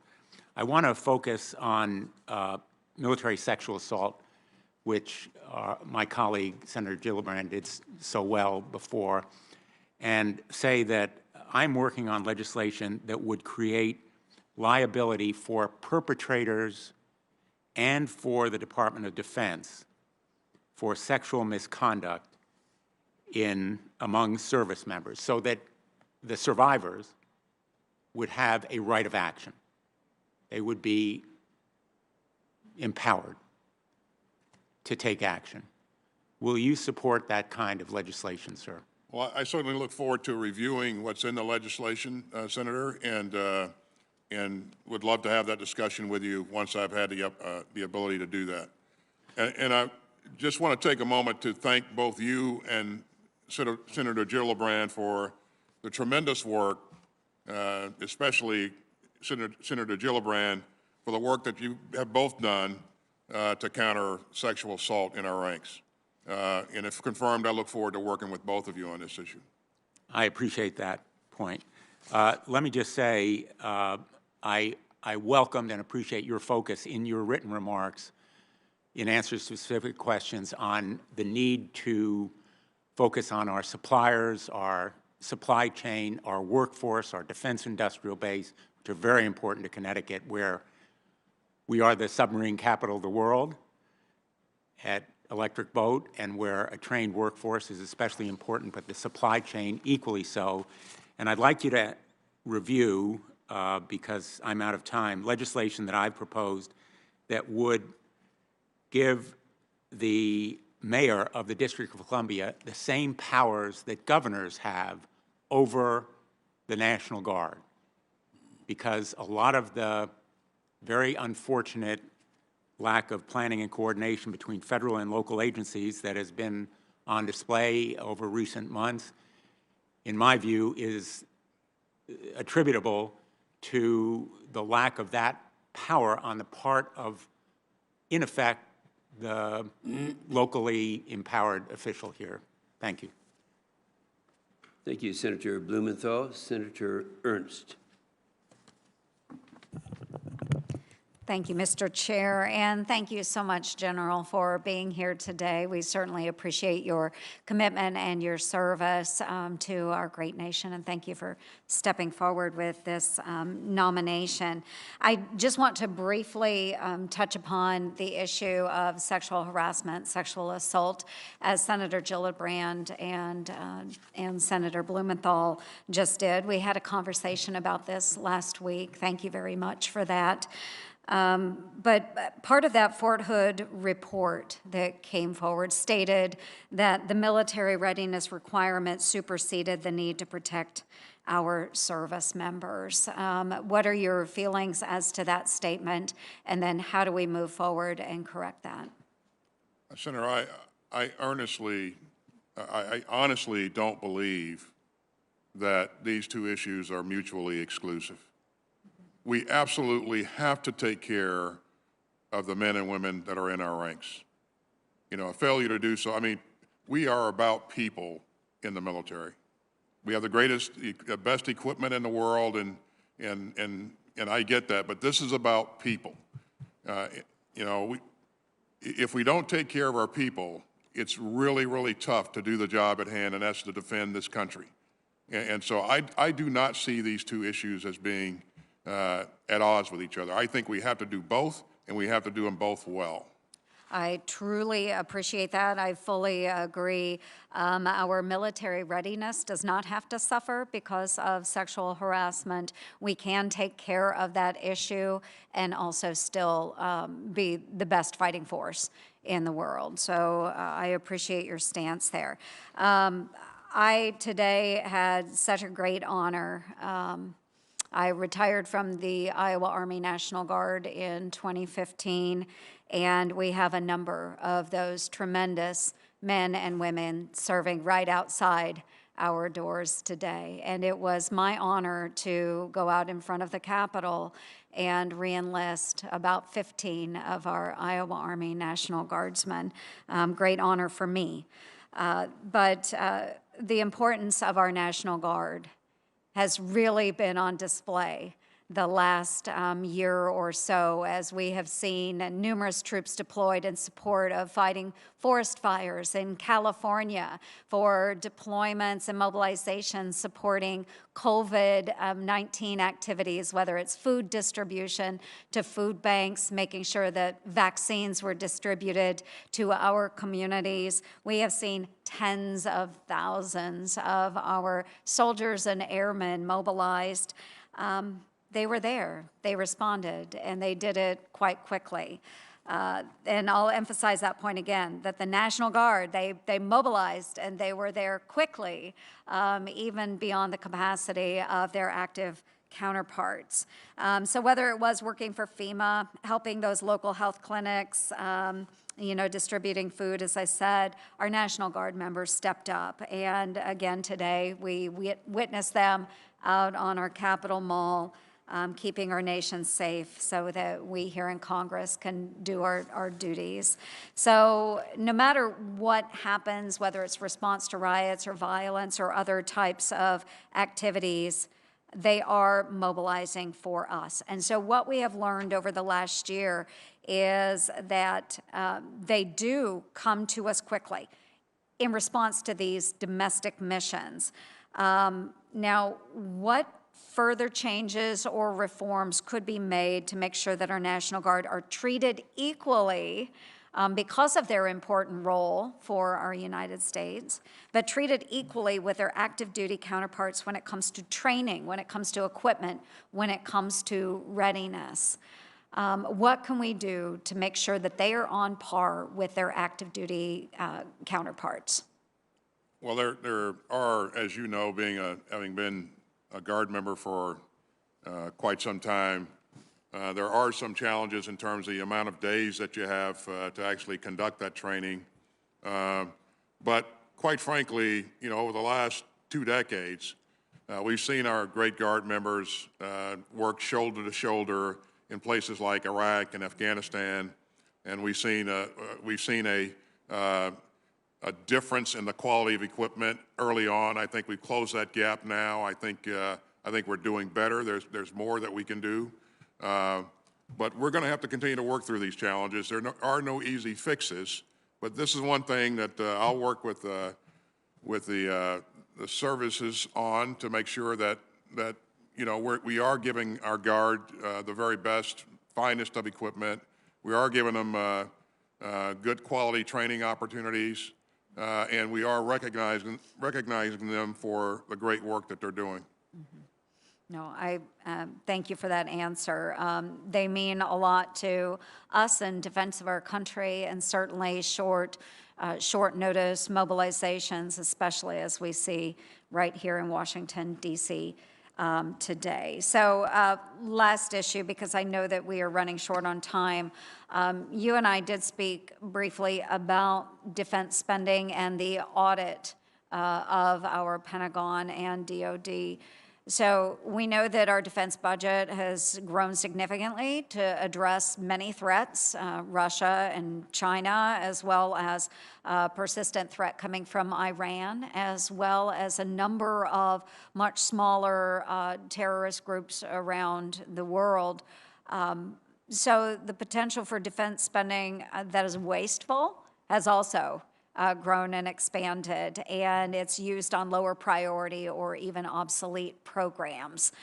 So if confirmed, how will you lead the budget reviews to reform the Pentagon, and do you see it as a possibility to make sure that the Department of Defense does obtain a clean audit? That will continue to be our goal. As you and I talked, we have made some progress. As I understand it, I've been away from the process for a while, but there's more to be done. And you have my commitment that we will lean into this and continue to push to make sure that we can get that clean audit in the not too distant future. Thank you very much, General. My time has expired. Again, thank you for stepping forward and looking to serve our nation again in this capacity. Thank you, Mr. Chair. Thank you, Senator Ernst. Now via WebEx, Senator Hirono. Thank you, Mr. Chairman. General Austin, it was good to have the chance to talk with you a little while ago.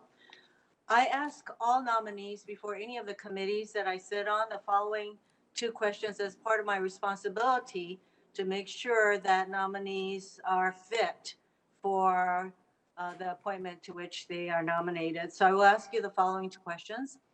Since you became a legal adult, have you ever made unwanted requests for sexual favors or committed any verbal or physical harassment or assault of a sexual nature? No. Have you ever faced discipline or entered into a settlement relating to this kind of conduct? No. I want to acknowledge my agreement with the questions asked, some of the questions asked by my colleague, Senator Blumenthal, and your commitment that you will counter any white supremacists or extremists within the ranks of the military. I think that's really important. Also, the questions he asked relating to how important it is to make sure that we are safe from cyber attacks, because these cyber systems are what the military communications very much depend on. By the questions that were asked by several of my colleagues, including Senators Blumenthal and Gillibrand, a number of us are very concerned about the continuing scourge of sexual assault and harassment and retaliation in our military. And it is very clear that the reforms that the Department of Defense has instituted are not nearly good enough, and much more action is needed. And I want to express to you, last week, a very tragic thing happened. Selena Roth, a 25-year-old Army veteran and military wife, was found dead in military housing at Schofield Barracks in Hawaii. A soldier is in custody and a homicide investigation is ongoing. And my heart goes out to Selena's family. Violent acts against women within our military communities continue to occur at an alarming rate. And I am committed to making sure that these perpetrators are held accountable. And you noted in your statement that you will fight sexual assault and harassment in the military, including, I hope that you will look at the Uniform Code of Military Justice, which I support, which Senator Gillibrand has been a leader on, and changing the UCMJ to remove the decision relating to prosecution of these kinds of attacks outside of the chain of command. I hope you will review that very carefully, because all of your predecessors have not supported that kind of a change. I also want to mention that I've introduced the I Am Vanessa Guillem Act. This act provides for the creation of a standalone punitive article for sexual harassment. If confirmed, would you support the creation of a standalone punitive article of sexual harassment to be included in the Uniform Code of Military Justice? Senator, anytime we change the Uniform Code of Military Justice, I would want to approach that with great deliberation, but I would commit to you that I would certainly want to take this on and look at it with the right experts to make sure that we achieve the right effects with doing something like that. But I would certainly want to make sure I get the right experts on hand to really drill into this. well, sexual harassment can be subsumed under other charges, but it is not a standalone charge. And I think it is very important considering that sexual harassment occurs at an alarming rate in the military. So this is not, I would hope that this is not something that requires a great deal of thinking, because as I said, you can already charge someone under other articles for sexual harassment. So when a service member is sexually assaulted, they are given the option of either making a restricted or unrestricted report. And the I Am Vanessa Guillaume Act would allow victims of sexual harassment to also make restricted reports, allowing them to remain anonymous within their chain of command while still receiving the support services that they should have. Would you support the creation of a mechanism for victims of sexual harassment to be able to make a restricted report? I don't think I heard the end of the question there, Senator. Would you mind repeating the last piece of that? Yes. Would you allow victims of sexual harassment to have the same options that victims of sexual assault have in making a restricted report? Yes. Thank you. I want to turn to the importance of training areas for the Indo-Pacific area of responsibility. Admiral Davison, who is the commander of Indo-PACOM, talked recently about the importance of joint integrated training in this EOR. Admiral Davison specifically mentioned the vital importance of both the Pacific Military Range Facility, or PMRF, on Kauai, and the Army training areas, including Pohakulua Training Range on the Big Island. With Navy, Air Force, and Army leases all up for renewal in 2029, which is really right around the corner, it is incumbent on DoD to engage with state authorities and the local stakeholders like the Native Hawaiian community early, often, and openly. Having a clear and transparent process is very critical to the renewal of these leases, which needless to say is critical for the military's presence in Hawaii. What are your thoughts on the value of realistic joint training with our coalition partners in the region and elsewhere? Certainly the value of conducting joint training with our coalition partners, I mean, it's invaluable. We always work better as a team. I think in order to be effective as a team, you have to train to do that day in and day out. And so training is, I'm sorry, I'm running out of time. I just want to make sure that I have your commitment that you will have an open dialogue with the community with regard to these really important training facilities in the state of Hawaii. Yes. Thank you. Thank you, Senator I do Rono. have some other questions, but I believe I'm out of time. I'll submit them for the record. Thank you, Senator Rono. Senator Rounds. Thank you, Mr. Chairman. General, first of all, I just want to thank you and your wife and your family for serving our nation in uniform, because you did it with honor and you did it for 41 years. And I just want to say thank you for that, sir. General, you and I have had the opportunity to speak now on several different occasions, and I've appreciated your answers to my questions with regard to the waiver.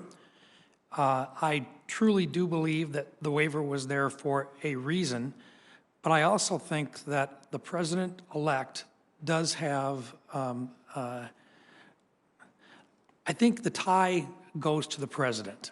And in this particular case, I believe that he has nominated you because he believes that you are the right person at the right time. I have no misgivings whatsoever about your capabilities and your competencies. And I think in this particular case, it is my intent to support the waiver so that you can have the presentation of you before the Senate for confirmation. I think part of the reason that I feel this way is because of the conversations that you and I had. And I want to go through them a little bit because, first of all, with regard to the difference between being the Secretary of Defense and being a member of the Joint Chiefs, there's a true difference between the role of the two. Can you share a little bit your understanding of the differences in the role, and yet at the same time, the real need for both to be expressed, and your plans with regard to bringing in, as you indicated in your opening remarks, additional qualified civilians into those top areas? Yeah, so I think the chairman of the Joint Chiefs is required to give his best military advice to the president and to the secretary routinely. And it's military advice. The secretary has a much broader scope. He has a lot more to take into consideration. He is focused on strategy and policy, and he understands, he is working within the guidelines provided by his boss, the President of the United States. So there is an enormous difference. And I think, one of the key enablers here, as I've said before, is to make sure that, we have the right experts, the right professionals on board working with me day in and day out to craft that strategy and develop that policy. But the Secretary has a much broader scope, and he is not focused on giving the same type of advice that the chairman would provide. I've seen this done right a number of times. All the secretaries, of course, get it right. But the two that come to mind more than anyone else for me, when I was a three-star serving as a director of the Joint Staff, Secretary Bob Gates was the Secretary of Defense, an absolute master at making sure that he outlined roles and responsibilities and swim lanes, designated swim lanes for the Joint Staff and the OSD staff. Later, I served in the Pentagon as a four-star, as a Vice Chief of Staff of the Army, and I had a chance to work with Secretary Panetta, who once again was a master at making sure that those roles remained separate and that he provided the right kind of advice to the President of the United States. And while he worked arm in arm with the chairman of the Joint Chiefs, they did not provide the same kind of perspective. And so I fully believe that I understand the difference, and I look forward to working with the chairman. But I have no desire to be the chairman of the Joint Chiefs, and so if confirmed, we'll make sure that those roles and responsibilities are clearly outlined. Thank you. We also had a chance to talk a little bit about cyber and about the work that we've done in the last couple of years with regard to cyber and the defense of our cyber operations. It used to be you had air, land, and sea to worry about. Now we clearly have space and we have cyberspace. A lot of our adversaries have decided to take the shortcut, and they're trying to impact all of the other domains using cyber. In the last couple of years, particularly with regard to the 2018 DoD cyber strategy, we've decided to move forward, and we have a defend forward policy. You've indicated your support, or at least you've seen it, you've observed it, and so forth. Can you give me very briefly your thoughts about our cyber and the need to continue to make strides and to allow for offensive cyber operations to continue? I think that's important. I think having an offensive capability that we're able to use, I think, is really important. And so I applaud the efforts that have been made in the past. And once again, I've been away from it for a bit, but I really look forward to kind of getting back, getting under the hood, and understanding how the processes work now to ensure coordination, across the board, across the agencies. And in this endeavor, speed matters. And so anything that we can do to facilitate the work of the operators, I think, is goodness. But we got to make sure we're doing it in the right way. We'll continue to remind you about the need for speed on that, if at all necessary. And I don't think it will be. Finally, General Secretary Mattis implemented a close combat lethality task force in 2018. This is an organization dedicated to providing resources to the forces who have accounted historically for nearly 90% of the casualties, yet constitute only 4% of the force and receive only 1% of the institutional investments. I'm concerned with how this task force has appeared to have lost its direct report, this relationship with the Secretary. It appears to have gotten caught in the bureaucracy over the last year, and I would like to see it back on track. I've worked on language to strengthen the task force with Senator Duckworth and other members, and this is more than a bipartisan effort. This is a nonpartisan issue. Can you discuss the importance, and very briefly, of a task force that represents our infantry, Marines, special operators, and other specialties who closely and directly impact the enemy and enemy operations, and how that would be channeled through your office? Yeah, I fully understand and appreciate the importance of making sure that we resource and support our men and women that are at the tip of the spear. You know, the squads and platoons are out there actually fighting the enemy. Everybody else is supporting the fight. And we have to make sure that they have what they need in order to be successful. This is an evolving effort.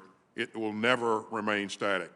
And so while I don't know the reasons for things having, why they have been repositioned and reporting chains have been redesigned, I would certainly take a look at that as I go in, if I'm confirmed. Thank you, sir. Thank you, Mr. Chairman. Thank you, Senator Rounds. Senator Heinrich. Thank you, Chairman. Mr. Austin, first off, just congratulations on your nomination, and thank you so much for your willingness to continue to serve this great country. One of the things I want to ask you about is, if confirmed as Secretary, you're going to play a really critical role in directing defense modernization priorities that have an impact on our forces for many, many years to come. That modernization with critical investments in technologies like directed energy or hypersonics or artificial intelligence is what will ensure that our men and women in uniform will hopefully never experience a fair fight. But modernization requires really difficult choices with regard to competing priorities. So I wanted to ask you, how will you balance investments in personnel and legacy systems with the critical need to develop capabilities that are going to give us a qualitative edge over near-peer adversaries like Russia and China? Well, as you know, personnel costs I mean, they're expensive, yeah. And we have to be mindful about that as we go forward, and we have to be willing to make sure that we're making the right calls, although they may be tough calls from time to time. And in terms of legacy systems, I think that, you know, I'll have to get in and work with the services to ascertain what they believe is relevant. And really have a tough discussion with them on whether or not it makes sense to continue to invest in certain types of things. But I agree with you. I think we absolutely have to invest in the capabilities that will make us relevant, not in the last fight, but in the future fight. We have to be able to understand. We have to be better, faster. We have to be able to decide faster, and we have to be able to act faster. And I mean, we'll have to employ the use of space-based platforms, all the things that you talked about, the use of AI, and the development of those kinds of capabilities will not come cheap. But this is not a choice, in my view. These are things that we must invest in going forward if we're going to maintain a competitive edge.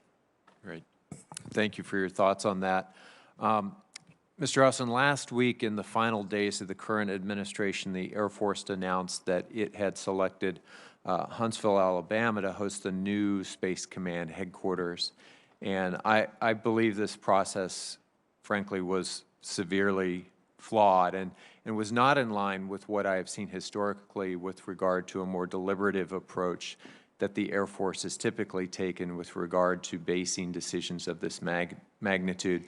I know you're not familiar with this decision in its details, but I would simply ask that if confirmed that you would take a close look at that process to make sure that it met the the historical standards for decisions of that type.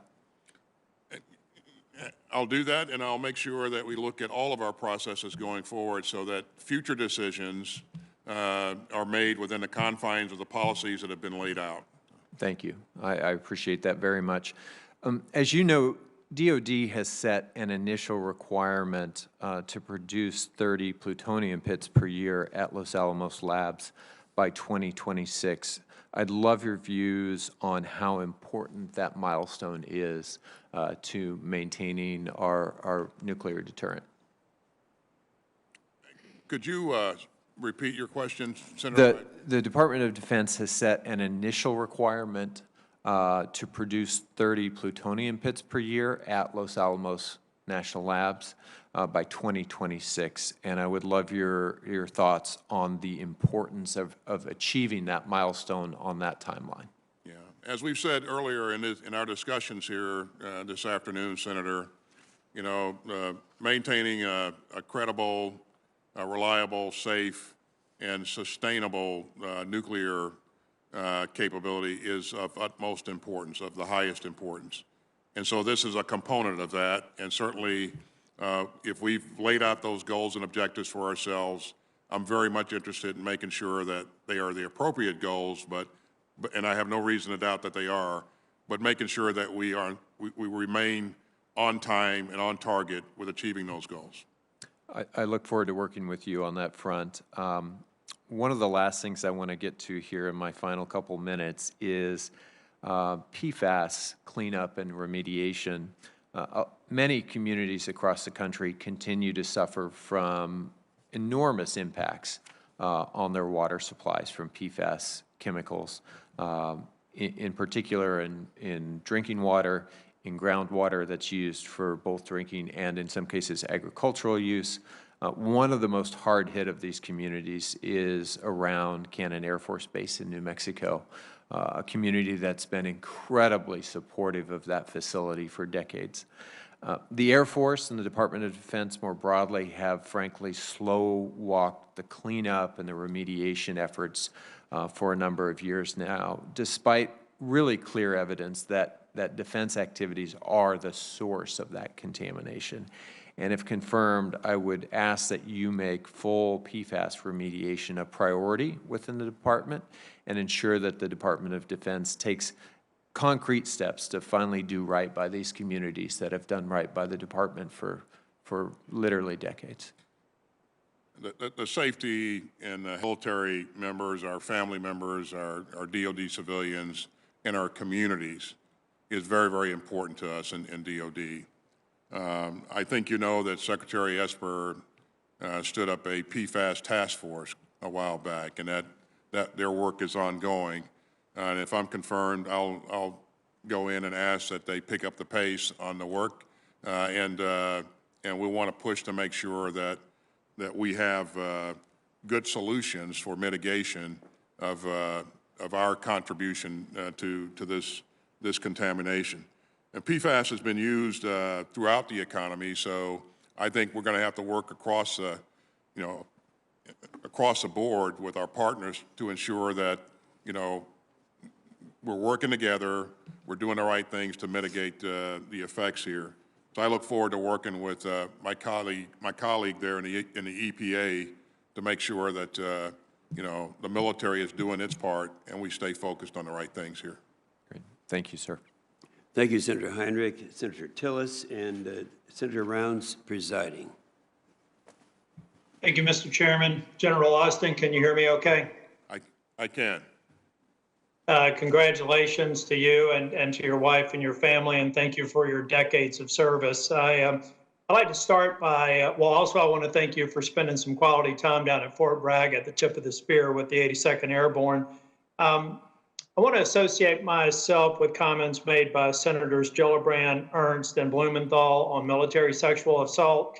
I don't expect you to respond to it. I heard your responses earlier, but to me, we'll never know what great leaders chose never to go into the military if we continue to have a reputation for a culture that's not making progress on military sexual assault. I've heard you make commitments to my colleagues, and I look forward to exploring this issue as a ranking member on the Personnel Subcommittee. But we've got a lot of work to do. I've been here for 6 years, and we're not making near enough progress.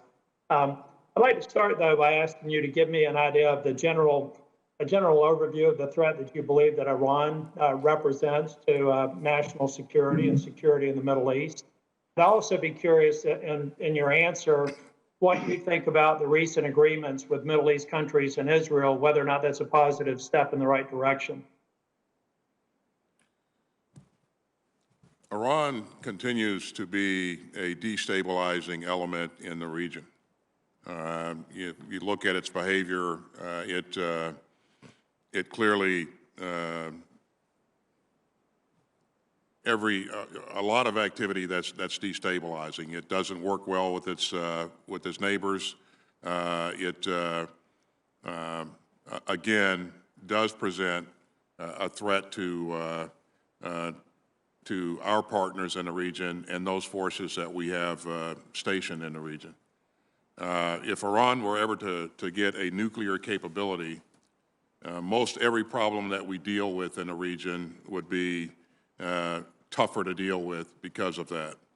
To answer your question, I think Iran's activity, it continues to be, or its behavior continues to be destabilizing. And on the recent agreements, do you have any opinion as to whether or not they're a positive step to try and check Iran's ambitions in the Middle East? I do. I think that any time that that countries agree to normalize relations, I think that's a good thing, and I think certainly this has put a bit more pressure on Iran, and I hope it will have good effects.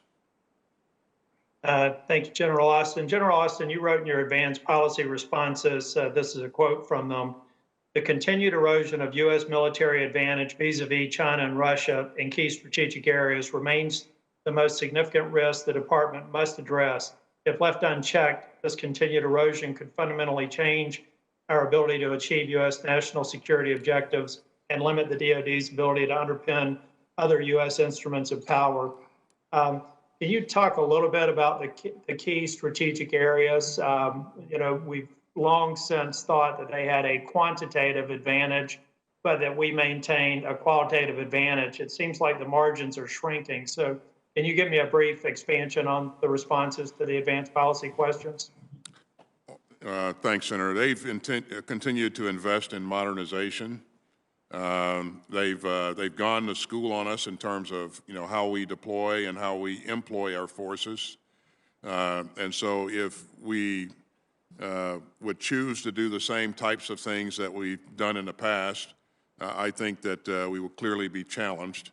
So we'll have to have capabilities that allow us to hold, to present a credible threat, a credible deterrent, to China in the future.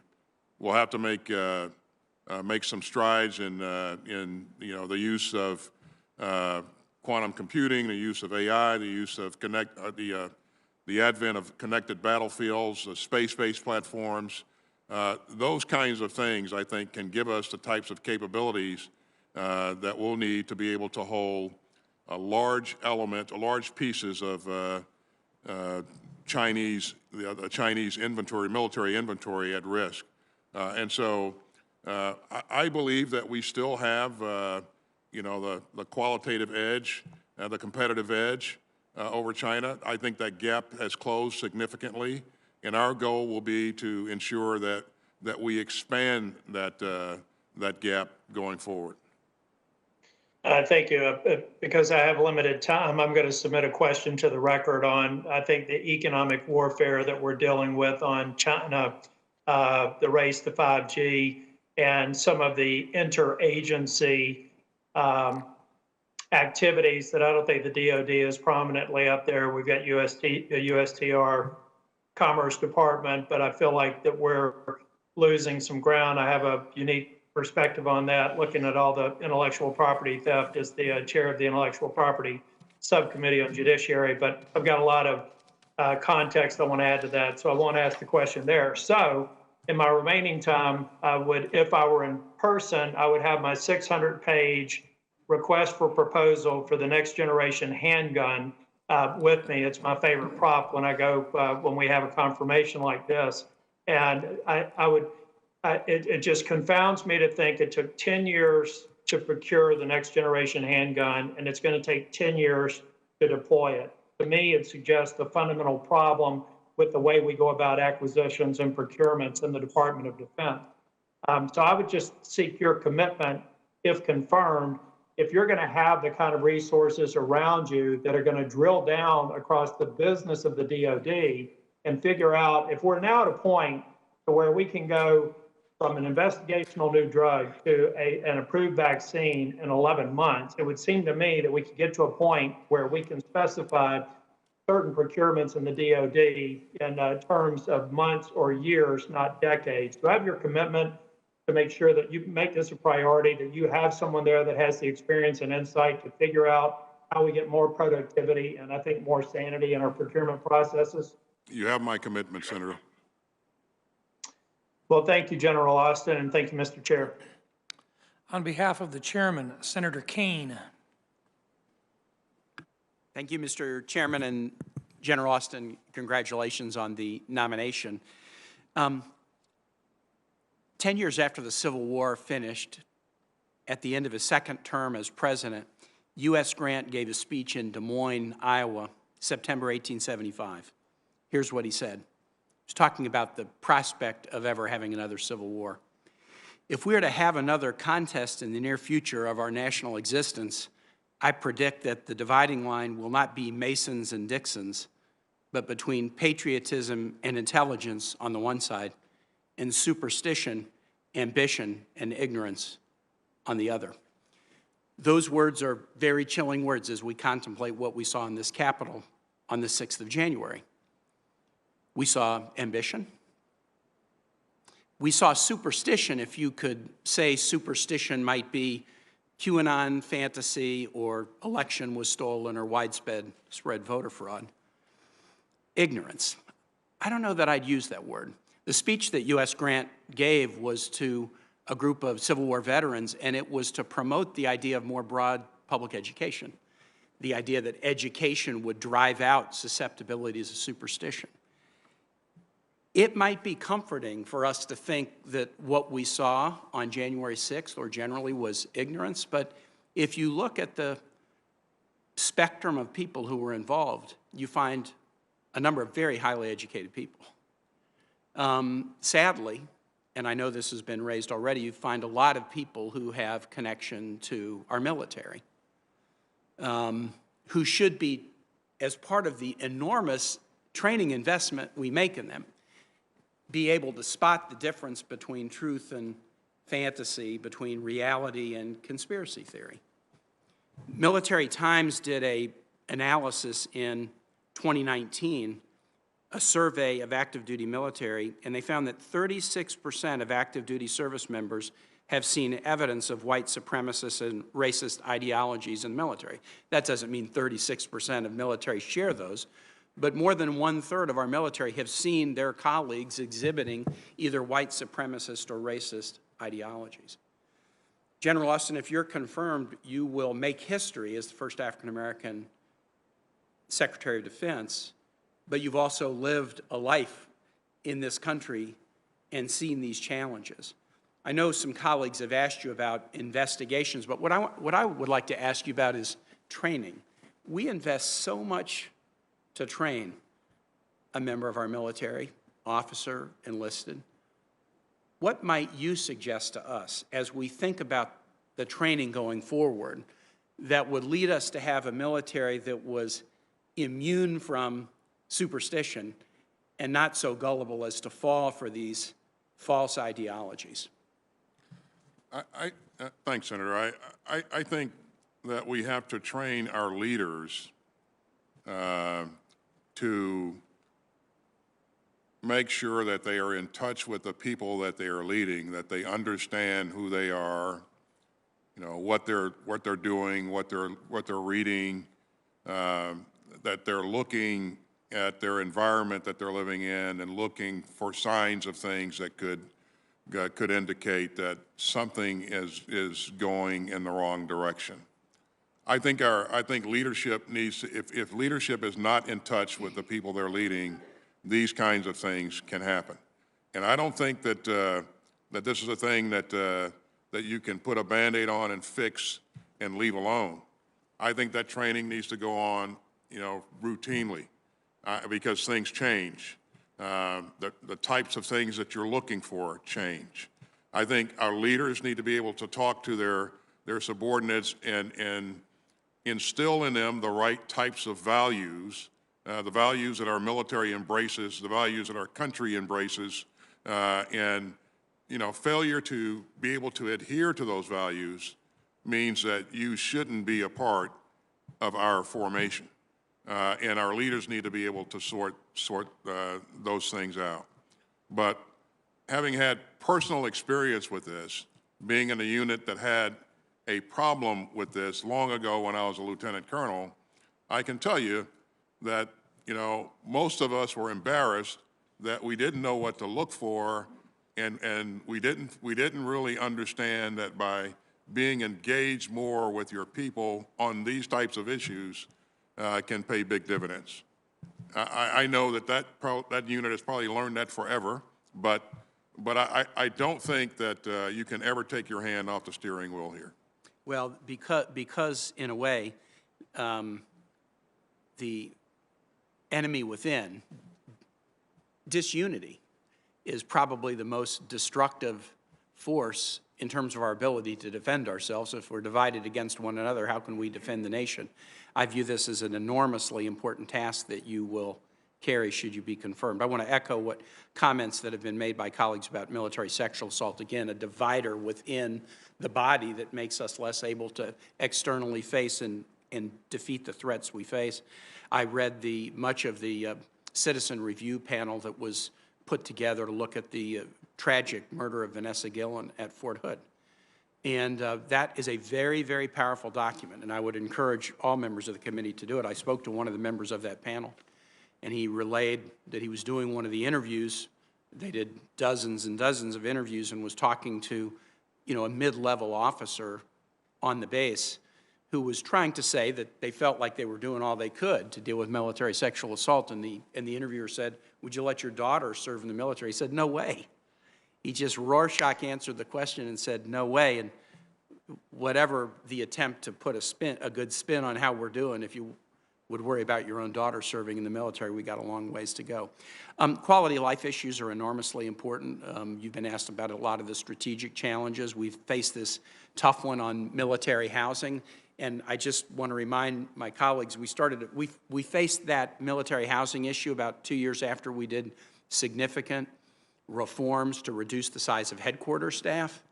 And what we found as we were kind of asleep at the switch in monitoring military housing, an awful lot of the staffs that oversaw military housing had been dramatically shrunk because of what we did on the headquarters staff thing. That doesn't mean that there isn't fat that could be squeezed out of any organization. It just means that we have to really be careful thinking if we shrink the civilian side or the headquarters side, we're going to be saving some money, which we did, but we ended up compounding a problem. And I hope you will be attuned to the need to balance challenges like that so that we can provide the quality of life that our men and women and their families deserve, and that will keep them re-enlisting if we want them to. If you could just say a word about that, and I'm done. Yeah, I will. I'll be certainly very attuned to that, Senator. I think in some cases we've broken trust with our family members because of the housing issue and other issues. I think this is critically important. I look forward to being able to work with the services to really not only get after the immediate problems, but you know, put the fixes in our contracting efforts so that you know, we're much better at this down the road. So. Thank you, General. Thank you, Mr. Chair. On behalf of the chairman, Senator Sullivan. Thank you, Mr. Chairman. General Billy Mitchell, the father of the U.S. Air Force, in a hearing like this in front of the Armed Services many years ago, and actually I think it was in the 1930s, called Alaska the most strategic place in the world. I like to say Alaska constitutes 3 pillars of America's military might. We are the cornerstone of missile defense. Almost all the missiles and radar systems protecting the entire country are in Alaska. We are the hub of air combat power for the Arctic and Asia Pacific. We'll have over 100 5th-gen fighters there. We're building up our tanker capability, an issue that I think is going to be important. And we're a platform for expeditionary forces like the 425, the 1st Stryker Brigade. If confirmed, can I get your commitment soon in your tenure to come to Alaska with me and see this critically important national defense state and troops for America and my state? Senator, I absolutely agree with you that Alaska is a national treasure, and it holds some of our most important military assets and resources. As you know, we're challenged with travel now, and as the opportunities present themselves, you know, post trips to the Indo-Pacific, where I need to get to right away if I'm confirmed, I certainly would accept your invitation at some point in the future. Well, General, a lot of us think that Alaska is kind of in the Indo-Pacific, so on your way out, we can get there early, so I look forward to doing that. Related to that is the issue of national security in the Arctic, and that's certainly a new theater of great power competition, Russia, China being very aggressive in the Arctic with massive buildups of military forces, infrastructure. To be honest, for the last several years, I think the Pentagon was asleep at the switch with regard to our national security challenges in the Arctic. This committee, in a bipartisan way, has been very focused on ensuring that the Pentagon recognizes these challenges with infrastructure, icebreakers that we need, capabilities. The Department of Defense released its Arctic strategy in June 2019, required by this committee. The Air Force followed suit with its own strategy in July of 2020. The Department of the Navy just this week published its Arctic strategic blueprint, and the Army will soon be doing this as well. Can I get your commitment to work with this committee, where this has been a high priority, to ensure that these service Arctic strategies are appropriately resourced and that we can protect our strategic interest in the Arctic? You have my commitment, Senator. Thank you. General, the other issue I just wanted to touch on here in this hearing that we had last week on civilian control of the military and op-eds, you're seeing it with some of my colleagues, there's been this growing conventional wisdom that somehow because Secretary Mattis had been a previous CENTCOM commander, that his tenure is a warning really for what some are considering a failed tenure as Secretary of Defense. I actually disagree with this quite vehemently. Secretary Mattis replaced Secretary of Defense Secretary Carter with no military experience. As a matter of fact, he was what many people are calling for, a political secretary. I supported both, but let me just give you a little juxtaposition. Secretary Carter oversaw a 25% cut in military funding. Readiness plummeted. Secretary Mattis rebuilt this up and rebuilt readiness with this Congress. Secretary Carter would not support arming the Ukrainians with Javelin missile systems, despite the entire committee here pressing him to do so. Secretary Mattis did that almost immediately in his tenure. Secretary Carter watched ISIS grow to be a very lethal threat.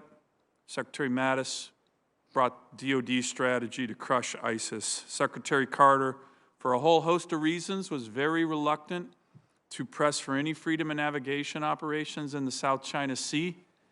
Secretary Mattis made those regular elements of our strategy in the Asia Pacific. And finally, Secretary Mattis put together the National Defense Strategy, one of the most important and bipartisan documents that many have seen on national security in a generation. He often got back to senators quickly, in terms of oversight. With all due respect to Secretary Carter, sometime it took weeks just to schedule a phone call or a meeting. So, General Austin, do you think Secretary Mattis had a failed tenure as Secretary of Defense because he had previously served as CENTCOM commander? I'd like your assessment of that. It's being used right now as somehow a warning for your confirmation, and I think it's a conventional wisdom that I personally reject. I do not think he should be considered as a failed Secretary of Defense because of his work in CENTCOM earlier. I think you know, Secretary Mattis was a very thoughtful secretary, and he did a lot of goodness for the department. And you know, certainly I would not want to evaluate his role, his tenure as secretary. I have great respect for him. As you know, I've served alongside him. I've worked with him on a number of tough issues, and I watched from afar as he was secretary. So I have no reason to believe that his role or his tenure at CENTCOM made his tenure or diminished his role as a Secretary of Defense. And that wouldn't be a lesson or reflection on what you will be able to accomplish in the department as well. People are using that as a warning, so to speak. And I think I do not think that that's a fair assessment. And I would say also, Senator, that we are completely different people, as yeah. you know. You know us both. And again, I will absolutely do the things that we've talked about in this hearing. You know, get the right civilians in the right positions to help me exercise civilian control of the military. And I'll make sure that we have the very best experts focused on our toughest issues, like you know, the China issue, the issue of our acquisition reform, and those kinds of things. Mr. Chairman, if I may, just one final question. General, I just want you to have the opportunity to answer two other criticisms. One, that you have not had experience in the Asia Pacific, and two, that with the chairman of the Joint Chiefs being an Army general, that somehow your tenure with General Milley would be favoring the Army. Can you quickly address those two criticisms that have come about your nomination? Well, I'll take the last one first, Senator. You know, if you look at my history, I spent a lot of time in joint assignments, both in Iraq and Afghanistan, as a director of the Joint Staff, as a commander of Central Command. You know, I know as many sailors and airmen as I do soldiers. I mean, if you look at the folks that I've worked with over the past. So, you know, in terms of being able to focus adequately on the issue of China, the reason that I was focused on the Middle East for quite some time was because that was the most important thing for our country. And so we put our best equipment towards that effort, our best people, and it was absolutely necessary at the time. But if confirmed, you can expect that I'll put a laser-like focus on developing the right capabilities, plans, operational concepts that'll ensure that we maintain a competitive edge, you know, as we look at ourselves with respect to China. Thank you. We will present a credible deterrent to China and any other adversary that looks to take us on. Thank you, Senator Sullivan. Your time has expired. Via WebEx, Senator King is recognized. Thank you, Mr. Chairman. And Mr. Austin, thank you very much for your testimony. As you can see, perhaps I'm on the road. You've taken me today from just south of the George Washington Bridge to the George Washington Parkway. So I'm almost there. First, I want to associate myself with two particular comments by my colleagues. One on the issue of the Arctic raised by Senator Sullivan, incredibly strategic area, an area of enormous importance and developing importance. And one of the things about the Arctic is we've been able to work cooperatively with Russia on most Arctic matters, and yet they're moving very rapidly toward militarization. So I commend that area to you for attention. The Navy just released a new Arctic strategy. So a very important issue. The other issue is procurement that Senator Tillis mentioned. The whole idea of 10 years for a handgun and a 600-page spec, we just can't do that. We need to be more agile, particularly in this day and age where technology is so important in terms of our ability to defend the country. So those two things I do commend to your attention when and if you are confirmed. Now, at the beginning of the hearing, there's a lot of talk about civilian control of the military. One of the problems is, Mr. Austin, that tomorrow, when David Norquist assumes the title of acting secretary, he will be the 10th secretary or acting secretary in 10 years. And the last secretary to serve more than 2 years was Bob Gates, and he left in 2011. So when you have a joint staff that has continuity and a civilian side that manifestly lacks continuity, I think that's one of the areas where we can try to move to shore up civilian control of the military. So I guess my question is, are your bags unpacked and are you prepared to move your loyalties from the Falcons and the Braves to the Nationals and the Washington football team?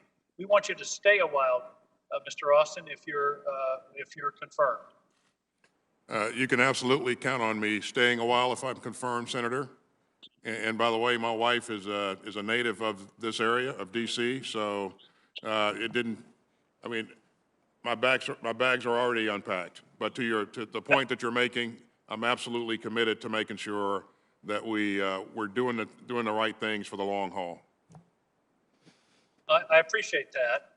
To change the subject somewhat, in 2018, you gave an interview where you discussed the importance of coalitions as being one of the key elements of modern conflict. And Churchill once said, the only thing worse than fighting with allies is fighting without allies. Can you expand a bit on your views about coalitions and how and what we need to do to shore up our relationships with our allies? I truly believe, and I believe this in my heart, that we perform better when we're operating as a part of a team.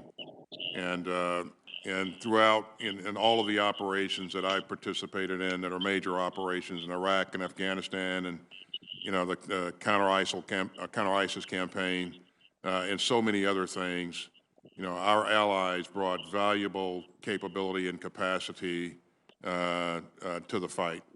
And I truly believe that, you can't just show up and fight and be effective. I think that, these relationships have to be developed. You have to train, work, and live together in a lot of cases in order to have an effective, incredible fighting force.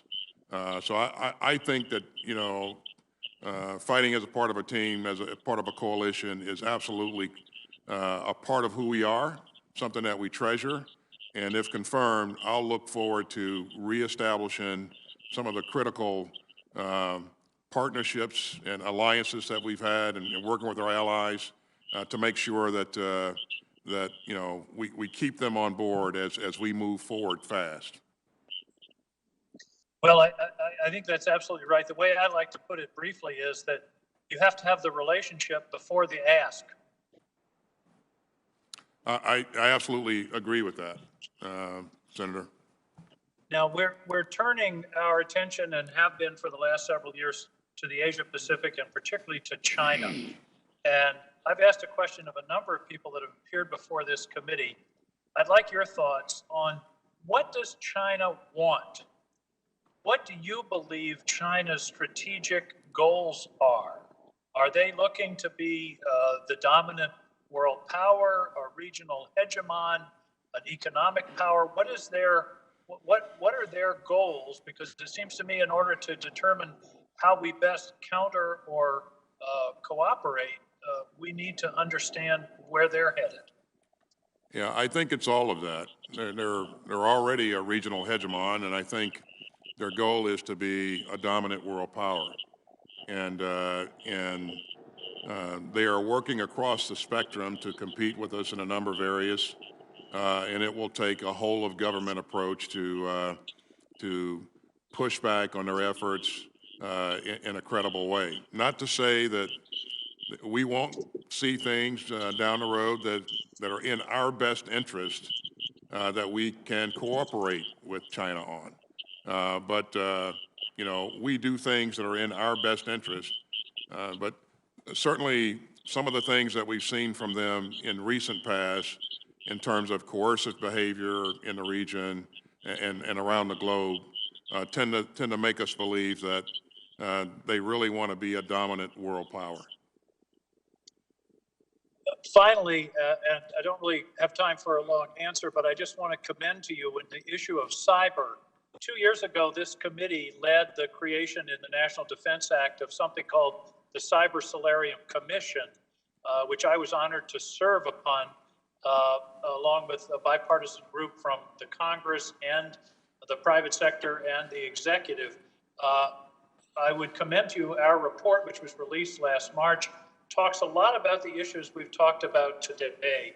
As you know, and as Senator Rounds mentioned, the area of cyber is not a potential area of conflict. It is a current area of conflict. And I will be sure that we get a copy of the report to you and you can take a look at it, because part of it is structure, but also part of it is policy, deterrence, resilience. And I think that this is something that obviously we need to attend to. You have General Nakasone, who is crucial in this effort, and I look forward to working with you on those issues as well. Thank you very much, Mr. Austin, and congratulations on your testimony today. Thank you, sir. On behalf of the chairman, Senator Kramer. Thank you, Senator Sullivan. Thank you, General, for your decades of service and your willingness to continue in this new way. And congratulations to both you and your wife and your entire family.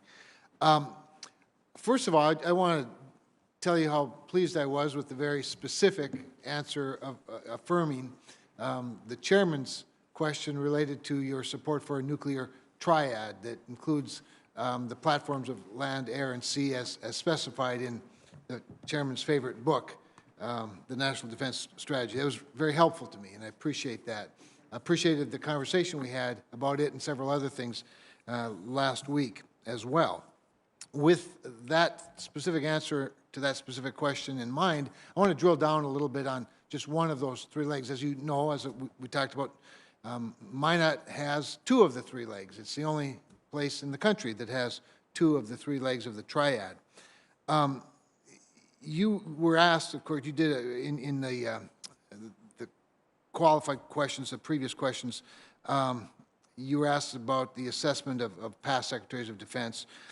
And you said this, you said, I agree that nuclear deterrence is the department's highest priority mission and that updating and overhauling our nation's nuclear forces is a critical national security priority. Today you specified the words triad. In your advanced policy question response, though, you did, in referencing the aging nuclear deterrent, you chose the words overhaul and updating, but you never used the word replace. And I don't know if that was simply an error or an omission or if it was strategic. But you did say U.S. nuclear weapons have been extended far beyond their original service lives. And as Senator Fisher earlier, she quoted Admiral Richard of Stratcom. I'm going to quote him now in a different quote where he said, you cannot life extend Minuteman III. It is getting past the point where it's not cost effective to life extend Minuteman III, unquote. But you're going to get a lot of pressure from organizations, good folks, some members of Congress, maybe some on an Armed Services Committee, either here or on the other side of the Capitol, to delay the ground-based strategic deterrent, the replacement of Minuteman III, and maybe even shrink it. Do you think that we can extend the life of Minuteman III, even if that means unilaterally decreasing our nuclear deterrent? Well, think I may have indicated to you before that in order to really answer this question, I really need to sit down with not only the STRATCOM commander, but also sit down and take a look at where we are in that modernization effort and what choices are being proposed and the rationale for them. And I have not had the ability to do that to this point, Senator Kramer, but when I do, I would love to have that discussion with you. Well, I'd look forward to that. And on your way to Indo-PACOM, before you get to Alaska, you could just stop in mine. We'll have the talk right there if it works. But anyway, Senator Sullivan thinks the Arctic starts and ends in Alaska, and I just like to remind him every now and then there's other land between here and there. Anyway, I wanted to ask you about the Joint Comprehensive Plan of Action, the Iran nuclear deal, and there have been some questions about Iran, but under the 2015 agreement, the restrictions on Iran's uranium enrichment sunset beginning in 2025, and that's obviously only 4 years from now. And so I want to know, in your view, are the risks of entering an agreement under the same conditions that would allow Iran to significantly increase its uranium enrichment only 4 years from now? I mean, what would some of the risks of that be, do you think? Well, I would hope, and I think the President-elect has been clear that, you know, the preconditions for us considering to re-enter into that agreement would be that Iran meet the conditions outlined in the agreement. So back to where they should have been. I would hope that as we enter into that agreement, we could have this discussion about you know, when things sunset, and also take a look at some broader things that may or may not be a part of this treaty, but certainly things that I think need to be addressed, and one of those things is ballistic missiles. Very good. Thank you. You anticipated, or at least you answered my next question. I appreciate that. Another area that you and I discussed quite a bit was ISR. And of course, you'd know more than a little bit about that, given your background, particularly at CENTCOM, of course. There's been a lot of cutting of legacy programs recently to help pay for more advanced programs and technology in the future. And a lot of times we're confronted with either or challenges, but sometimes we have to do all the above as well. A lot of these cuts have been, of course, to ISR programs like the RQ-4 Global Hawk and the MQ-9 Reaper that, again, you've depended on a lot at CENTCOM. Do you think we can strategically afford to cut back ISR to places like the Middle East, Africa, South America even, and to some degree even the Pacific, while we save up money for future missions? Well, I think as we look at our global force posture, and it's one of the things I really want to have the opportunity to do, and look at our requirements versus where our forces are postured. Our focus is going to be, as we've talked earlier, in making sure that we have what we need in the Indo-Pacific. But in terms of the Sentinel forces that are required by the CENTCOM commander, I really would like to see what he thinks his requirements are, what the threats are that he needs to stay abreast of, and that sort of business. But most likely there will be some requirement for those types of capabilities going forward. The Air Force certainly has a strong voice in this in terms of what they can afford to keep on in light of the investments that they're making in modernization. So again, pretty complex equation that we'll have to tackle, but certainly I look forward to taking it on. Thank you, General. Thank you, Chairman. I'm out of time, or I would have asked you about the $40 billion pass-through budget at the Air Force, but we can talk about that another time.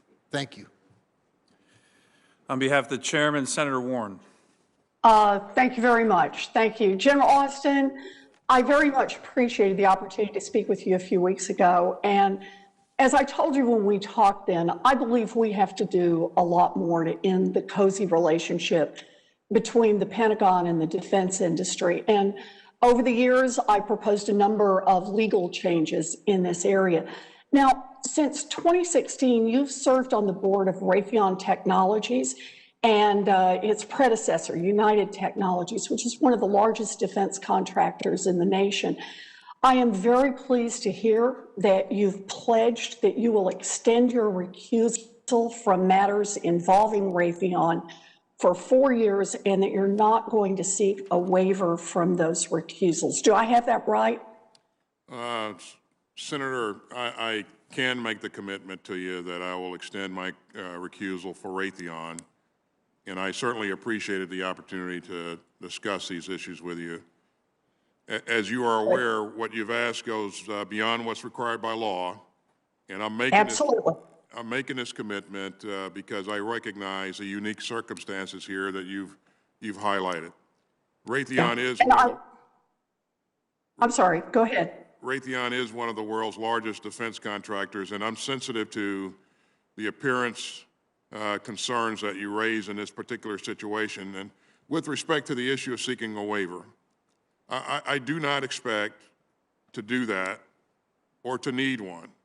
But if such an unanticipated circumstance were to arise, I would consider available alternatives to a waiver before seeking one, and would consult very carefully with agency ethics officials. And if I'm privileged enough to be confirmed, I can pledge to you that I'll be mindful not only of the legal requirements that govern my conduct, but also of the appearances to ensure that the public has no reason to question my impartiality, and I'll consult with the DoD career ethics officials on these issues, and will require everyone that serves with me to ensure that public service is and will remain a public trust. Well, I very much appreciate that, and if I can, let me just ask one more aspect of this.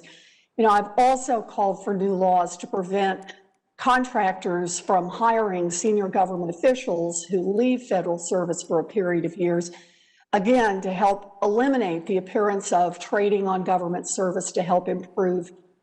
The idea is to try to help improve public trust in our leaders. So let me ask you about that after you leave. Are you willing to make any commitments on that? Well, I do not intend to seek employment as a lobbyist or sit on the board of a defense contractor like Raytheon after my service. Quite frankly, I'll be too old to sit on the board of a defense contractor after my service. But I have no intent to be a lobbyist as well. All right. Well, I just want you to know I really do appreciate that, General. Going above and beyond what federal law requires, as you are doing here, sends a powerful message that you are working on behalf of the American people and no one else. Now, I want to try to focus, if I can, on defense spending, but before I do, I just want to say a very quick word about military housing.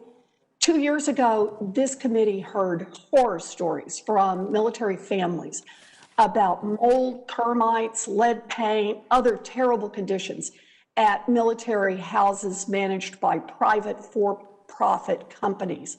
The military has a responsibility to oversee these contracts, and this committee passed some sweeping reforms, increasing oversight powers. But I am still hearing from families who say that their situation is not substantially improving. So, General Austin, can I ask for your public commitment on two things? First, to respond to my request for information about what's going on, and second, to pledge that you're going to make fixing this problem a priority. I absolutely will respond to your request for information if confirmed. And this has been a priority of mine and will always be a priority of mine. So I look forward to working with the services on this issue. I think, as I said earlier, in some cases we've broken trust with some of our family members. Yeah, so thank you very much. I'm going to hold you to that commitment. I really appreciate it, General. A few weeks ago, Congress passed the annual Defense Authorization and Appropriations Bill that allocated over $740 billion to the Department of Defense. Now, that's more than President Reagan spent during the height of the Cold War. It's more than the federal government spends on the rest of the discretionary budget combined. In fact, it's more than the next 10 nations combined spend on defense, and most of those countries are our allies. The money that Congress appropriated a few weeks ago also comes on top of what we spent on 2 decades of endless wars in the Middle East that cost roughly $6.4 trillion and killed more than 7,000 American service members and did very little to make America safer. Now, General Austin, you've been nominated to lead the Defense Department, so I'm not expecting you to start out your job by turning down the money that Congress just gave you. But I want to ask you a different question.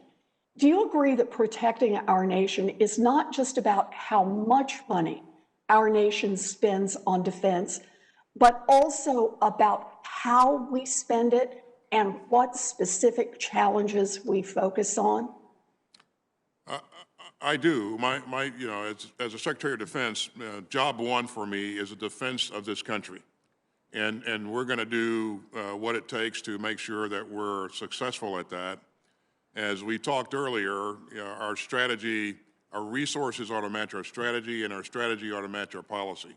And so, again, I think we have I have a requirement to be good stewards of a good steward of our resources.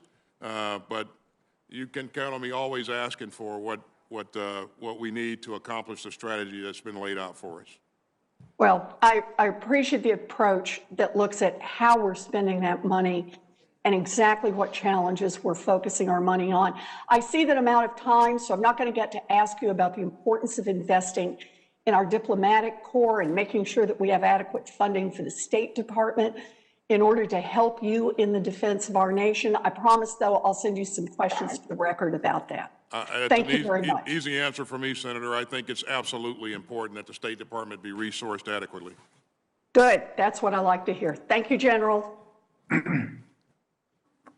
Thank you, Senator Moran. And now via WebEx, Senator Scott. All right, thanks. Chairman, can you hear me all right? Loud and clear. Okay, thank you, Chairman, for holding this meeting. First off, I want to thank General Austin for all of his hard work. We had the opportunity to work together when he was at CENTCOM, and you know, I just want to thank the General for his distinguished service as a soldier and a commander, and just what a great job he did in the military. So I'm very, very appreciative. We had the opportunity to talk the other day, and so if you could talk a little bit about how, you know, if you look at the people in the military have just had not spent a whole bunch of time dealing with the risk of communist China and how you'll get up to speed, because we actually don't have it's the same experience in dealing with communist China as we do with people in the middle, dealing with the Middle East. So General Austin, can you talk a little bit about how you'll get up to speed and how important you think it is to get up to speed on the risk of communist China? Well, I think it's absolutely important. As I outlined in my opening statement, Senator Scott, I think China is our most challenging, our most significant challenge going forward.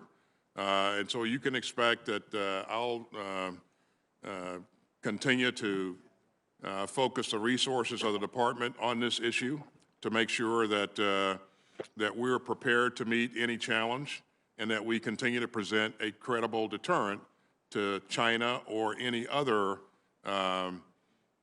aggressor who would want to take us on, and convince them that that would be a really bad idea.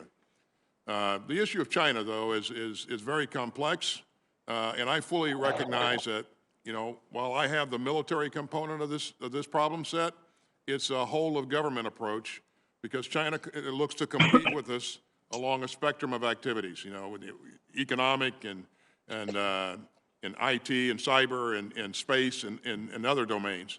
So, you know, we'll have the right experts, we'll have the right capabilities and plans and operational concepts that are required to make sure that we're effective in our efforts to deter China and any other aggressor. Thank you, General Austin. So, you know, you in your military career, you did a great job of building teams. From the people I've heard, including Senator Sullivan, you built a great team to get the results you wanted, and you're going to have to, in this role, you have to do the exact same thing. So how are you going to be able to vet the people that will be working with you to make sure that they share your view on the importance of holding Communist China accountable, and actually make sure we are a great deterrent to their ambition to dominate at a minimum the Indo-Pacific region? Well, certainly I'll issue I'll make sure that I issue the appropriate guidance to focus the department's efforts on this issue. And we'll make sure that the right processes and procedures are in place to review our efforts and to coordinate our efforts to make sure that we're operating as a joint force. And you mentioned teams, and part of the team effort here is obviously and certainly with our allies. I think it's really important to make sure that we continue to reach out to our allies. We build the capacity necessary to be effective against China, and those allies certainly include the people in the region, but they also include allies around the rest of the globe. We'll issue the right guidance, and we'll have the right policies in place and the right mechanisms to make sure that we're operating as a joint force, and that we're focused appropriately and acquiring the right technologies to make sure that we're relevant going forward. Do you believe that with the Biden administration, you'll have the opportunity to have influence on the people that will be part of your team internally to make sure that they share your view on the importance of holding Communist China accountable? I absolutely believe that, Senator Scott. Okay.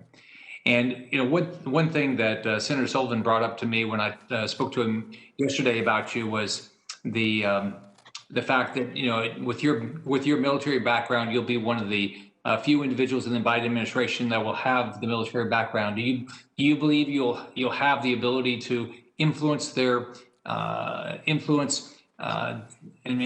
convince them the importance of having a strong military to be able to be a great deterrent and a great promoter of world peace? I do, Senator Scott. I also believe that I have a great relationship with the President-elect, and I certainly would like to be able to express my views to him as frequently as necessary. One of the issues we deal with is the ambiguity with regard to Taiwan. I think a lot of us believe that Taiwan is worth making sure that we can help them continue as a democracy and as an entity independent of Communist China.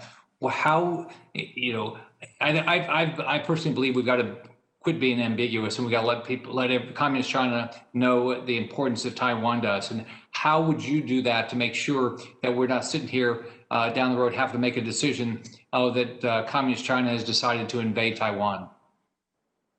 Yeah, well, certainly our efforts will be to ensure that we do everything to make sure that China doesn't take that decision. But our support to Taiwan has been rock solid over the years, and it's been bipartisan support, and I would certainly want to thank this committee for their support and their willingness to work together on this issue. We've been strong on our commitments, and certainly if I'm confirmed as Secretary of Defense, I'll make sure that we're living up to our commitments to support Taiwan's ability to defend itself. All right. Thank you, General Austin. Thank you, Chairman.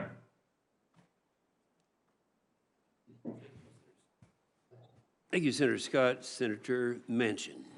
Thank you, Mr. Chairman, and thank you, General. Appreciate very much your service, your family's dedication, commitment to our country.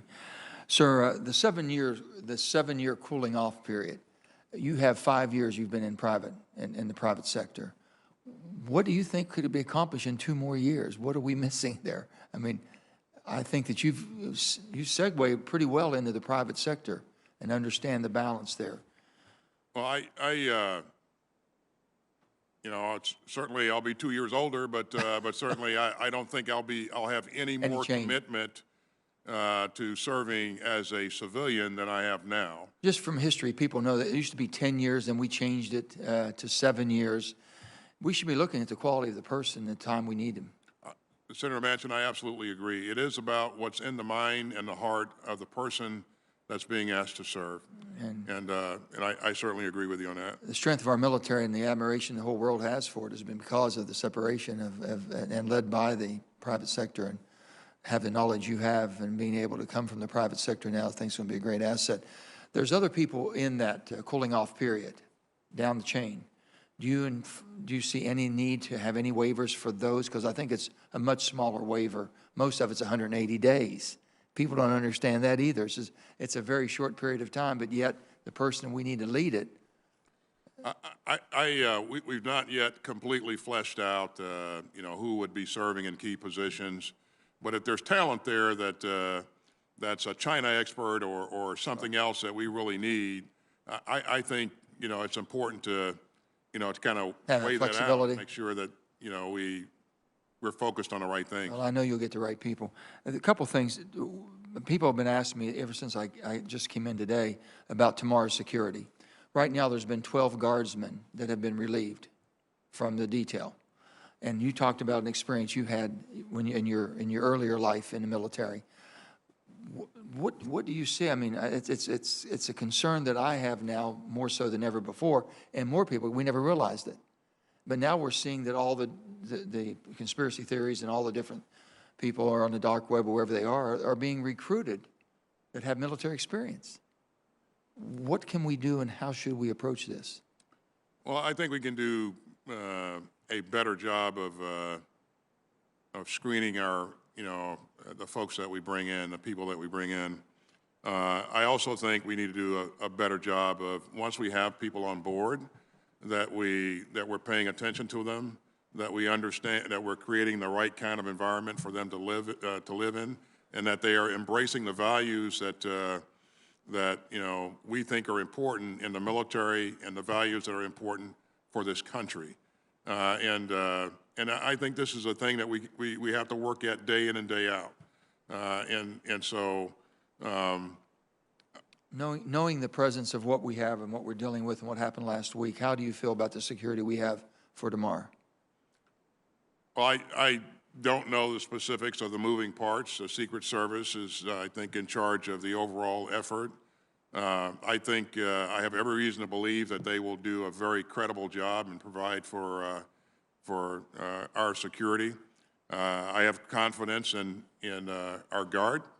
Again, the fact that we are screening people and making sure that we don't have the wrong kinds of people in the formation, I think is a credit to their efforts. Well, all the reports, we don't have all the evidence yet, but we will have that probably during this trial we have coming up, that the ball was dropped at the Department of Defense, that we didn't get the support we needed or the help we needed or the protection we needed quick enough.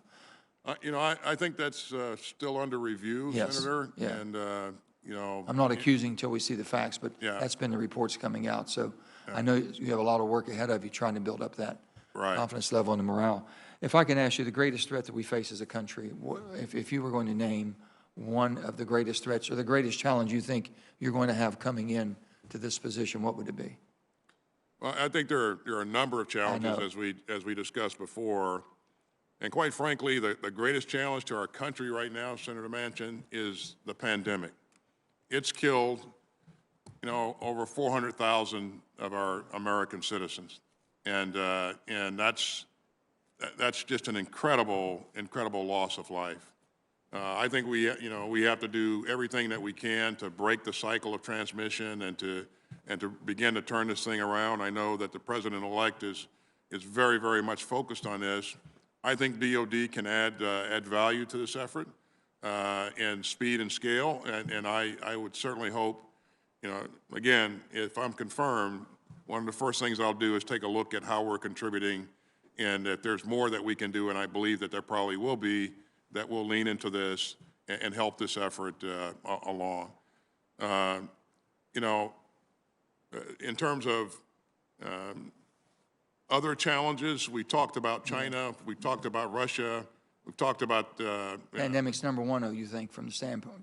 China is the most concerning competitor that we're facing. Let me ask you this about finances. John McCain, the late John McCain, my dear friend, and we all knew John pretty well. If you worked with John, you knew John pretty well. He made sure of that. But John and I had a bill that we always worked on, auditing the Pentagon, auditing the Department of Defense. It was the only agency in all of government was never audited. But they've been doing a good job, but there's still a little bit of a lax there. I just would like for your commitment on that, to do everything you can to make sure that the finances, the people know how we're investing their money and what type of return we're getting on that. You have my commitment, Senator. Yeah. And let me just say this, sir. I truly believe with all my heart you're the right person at the right time to do this job, because it's a tremendous undertaking. And I think to restore the confidence back to the American people that our Defense Department basically is there to defend us and is basically run by the civilians, who basically are not going to make military or let military be used against us at any time. And what we saw last Wednesday was an anomaly that'll never happen again. But I thank you, sir. I look forward to voting for you. I look forward to working with you, Senator, if I'm confirmed. Thank you. Thank you. Thank you, Senator Manchin. And now via WebEx, Senator Blackburn. Thank you, Mr. Chairman. I appreciate this and the opportunity to talk with General Austin. And I will say, General, I enjoyed our conversation yesterday so much. Thank you very much for your time, and thank you to your family for sticking with you as you go through this process. I will say, and we discussed this, I'm one of those who is not in favor of waivers. I believe that rules and processes are put in place over time because of specific reasons.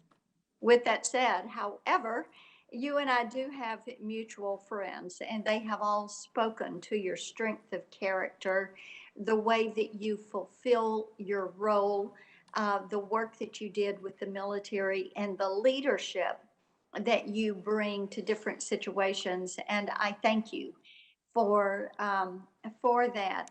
I do want to go back to the topic we discussed, the issue of China. And we talked about a quote that is attributed to you about strategic patience. And you had applied that to China. And you thought it was an attribution, or mentioned it was an attribution in the article. But I went back and looked at this, and it was a quote from an interview, and thus later picked up by Asia Today or Asia Times and other foreign policy articles. And as you have heard from other members on the committee, China, and I think you also believe China and great power competition is our greatest threat.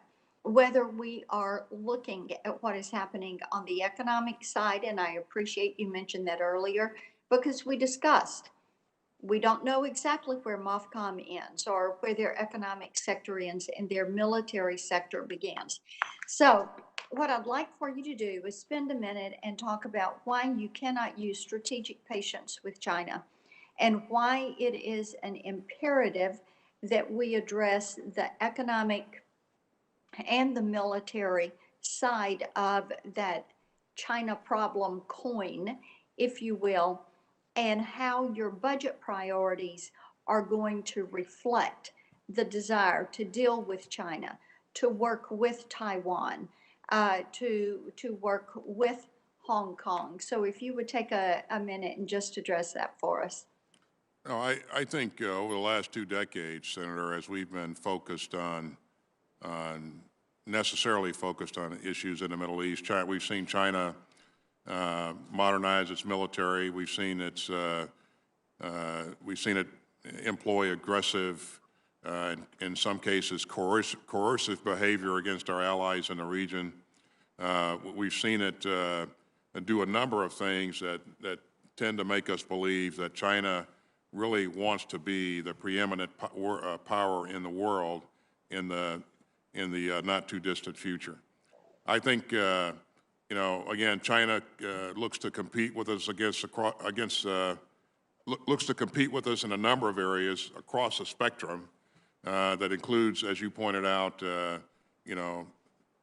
economics, cyber, competition in the domain of space.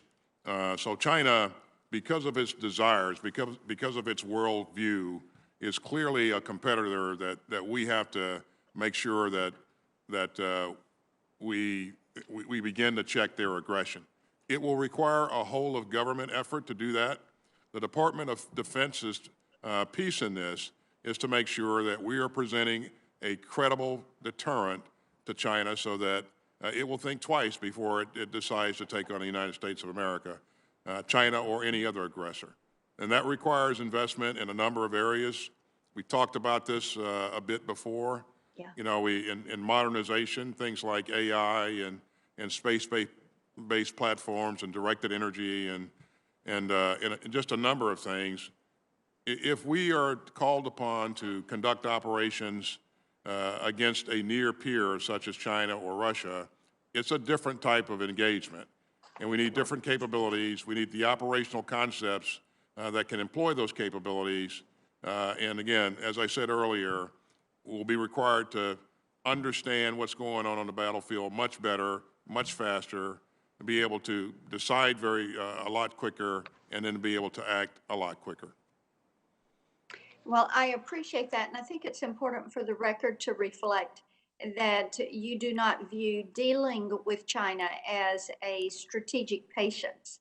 It's a different approach than we had with ISIS. Let me move on. We also talked a little bit about workforce and utilization of the Guard as we look at some of the skill sets that are necessary moving into 5G deployment, utilization of artificial intelligence, building out ISR, and some of those areas. So for the record, make a comment about Guard recruitment, retention, and how you would interface the Guard with the active duty men and women.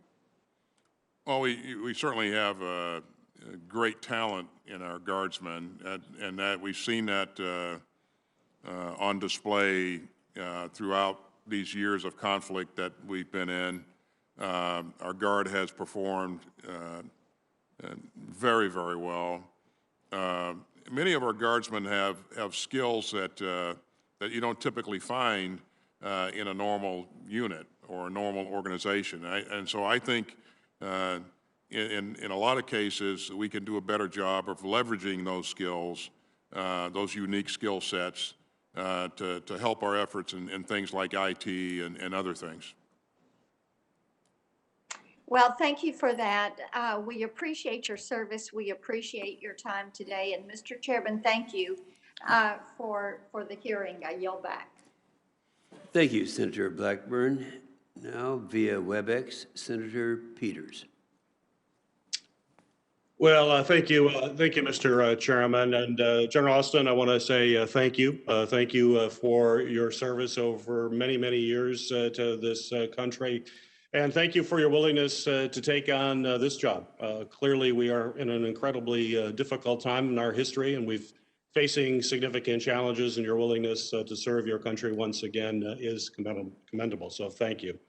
I want to pick up briefly on some comments made by my colleague, Senator Heinrich. And I think although you answered his question, I think it's important for you to know that there are many of us on this committee that are very concerned about PFAS contamination in military sites across the country. Clearly, this is a bigger problem than just military sites. We've got PFAS sites throughout the country. Michigan has been particularly hard hit with sites containing this very toxic chemical. In fact, I think of the 700 sites identified around the country, roughly 200 of them are in Michigan, although we think the reason that number is so high is just because we've been looking for it more than other states. It's likely to continue.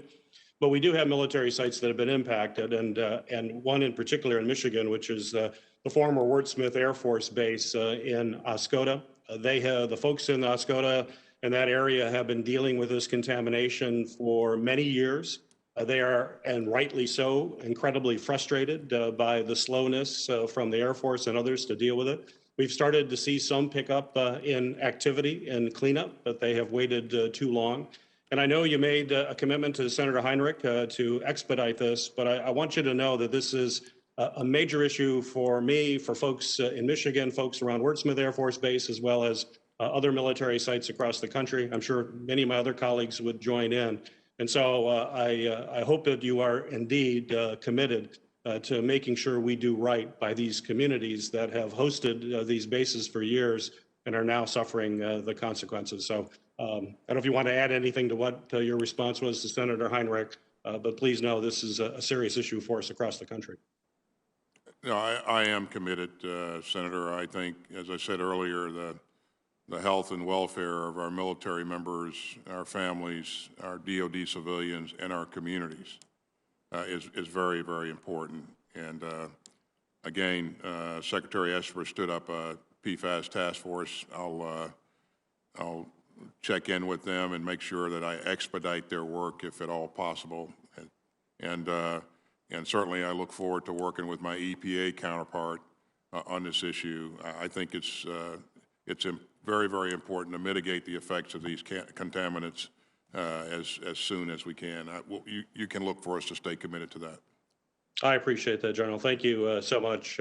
You mentioned it in a number of questions about the changing nature of warfare, and we're on the cusp of major changes as a result of technology. You alluded to some in the last answer, whether it's AI, automation, directed weapons. We just know that we're in a technological revolution that will change the way we live dramatically, and when that happens, that also changes the face of warfare in dramatic ways.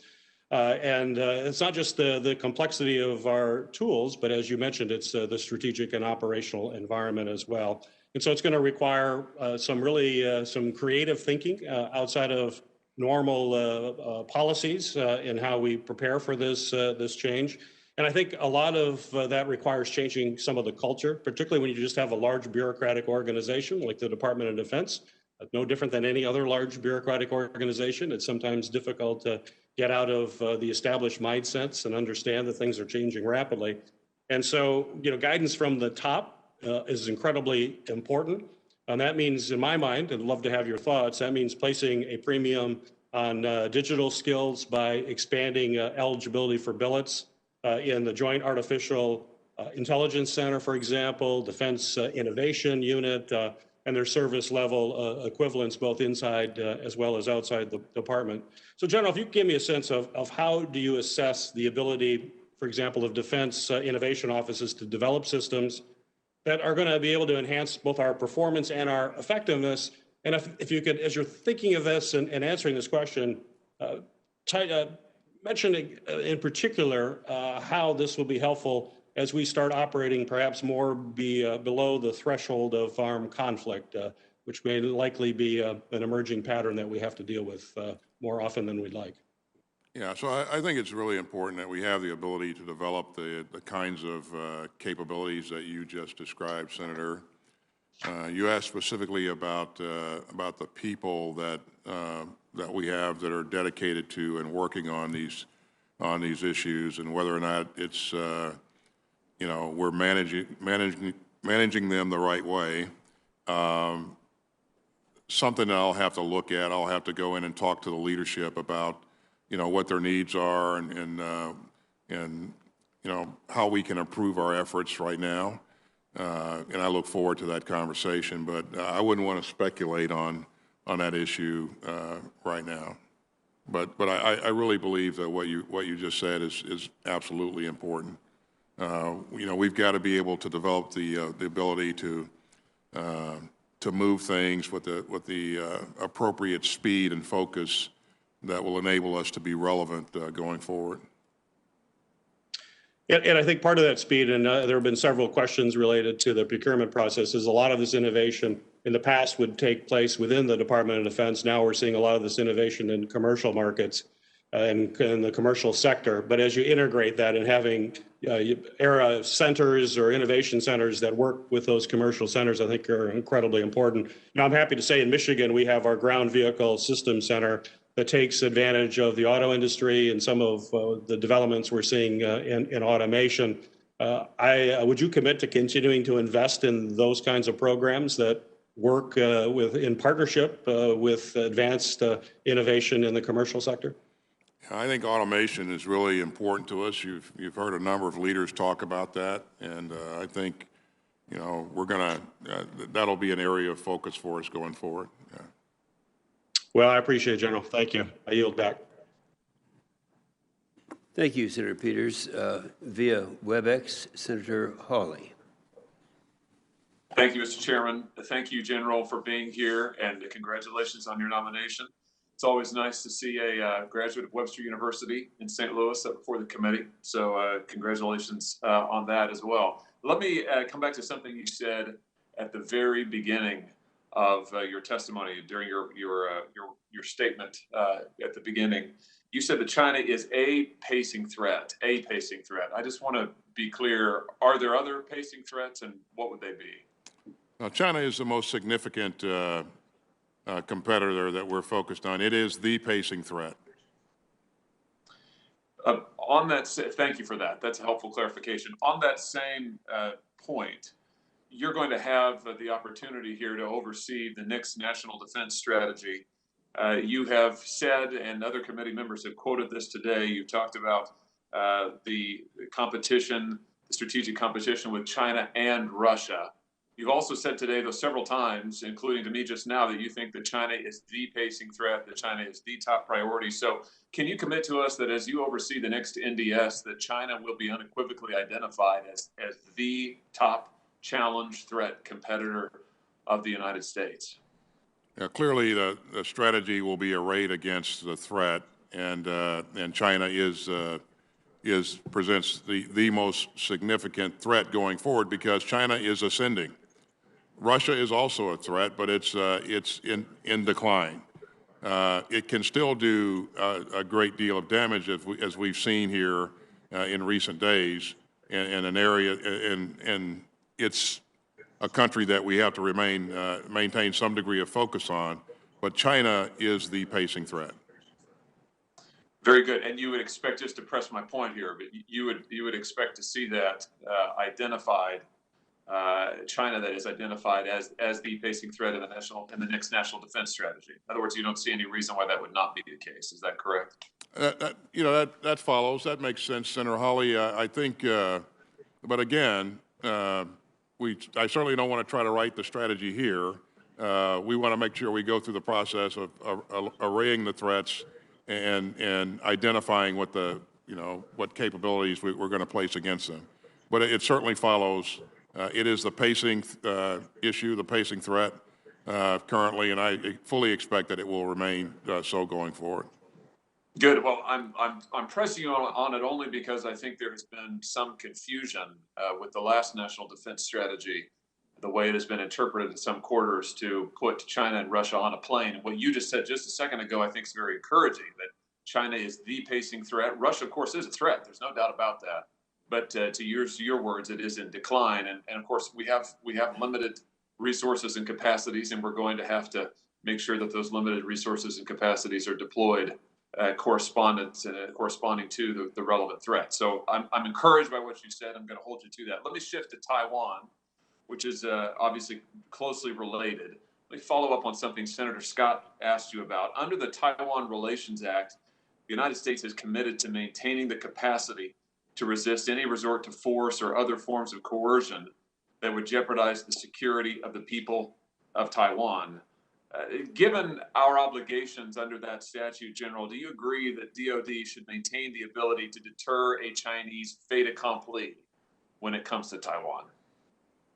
Senator, you came in broken on that last piece there. If I could ask you to repeat the end of that, please.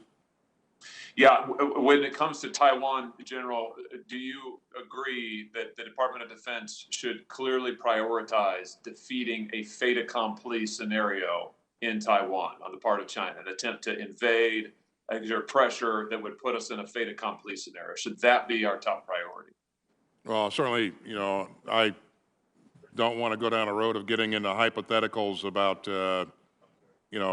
what we would do if certain things happen. I would just say that my job as the Secretary of Defense, if confirmed, is to present credible options to the President to ensure that we can protect our interests and defend ourselves. And, one of our interests is to make sure that Taiwan, and a commitment is to make sure that Taiwan has the ability to defend itself. And so we'll stay committed to that going forward. Yeah, I certainly appreciate the fact that you can't anticipate all threats going forward. However, we do have to plan. And to go back to points you've made about husbanding our scarce resources, making sure that we're using them well. We've got to identify the scenarios that we're prioritizing to plan for. And so I just want to ask one more time with regard to the fait accompli scenario in Taiwan, which is identified, of course, in the 2018 National Defense Strategy. Is that a scenario you think we ought to prioritize in our planning purposes in order to deter China? Again, you know, we're committed. We've been committed to the support of Taiwan throughout, and again, it's been bipartisan support. We will remain committed to supporting Taiwan, and so we'll have the right options available to protect our interest and to defend ourselves. Let me shift to Afghanistan here briefly, General, in the time I've got remaining.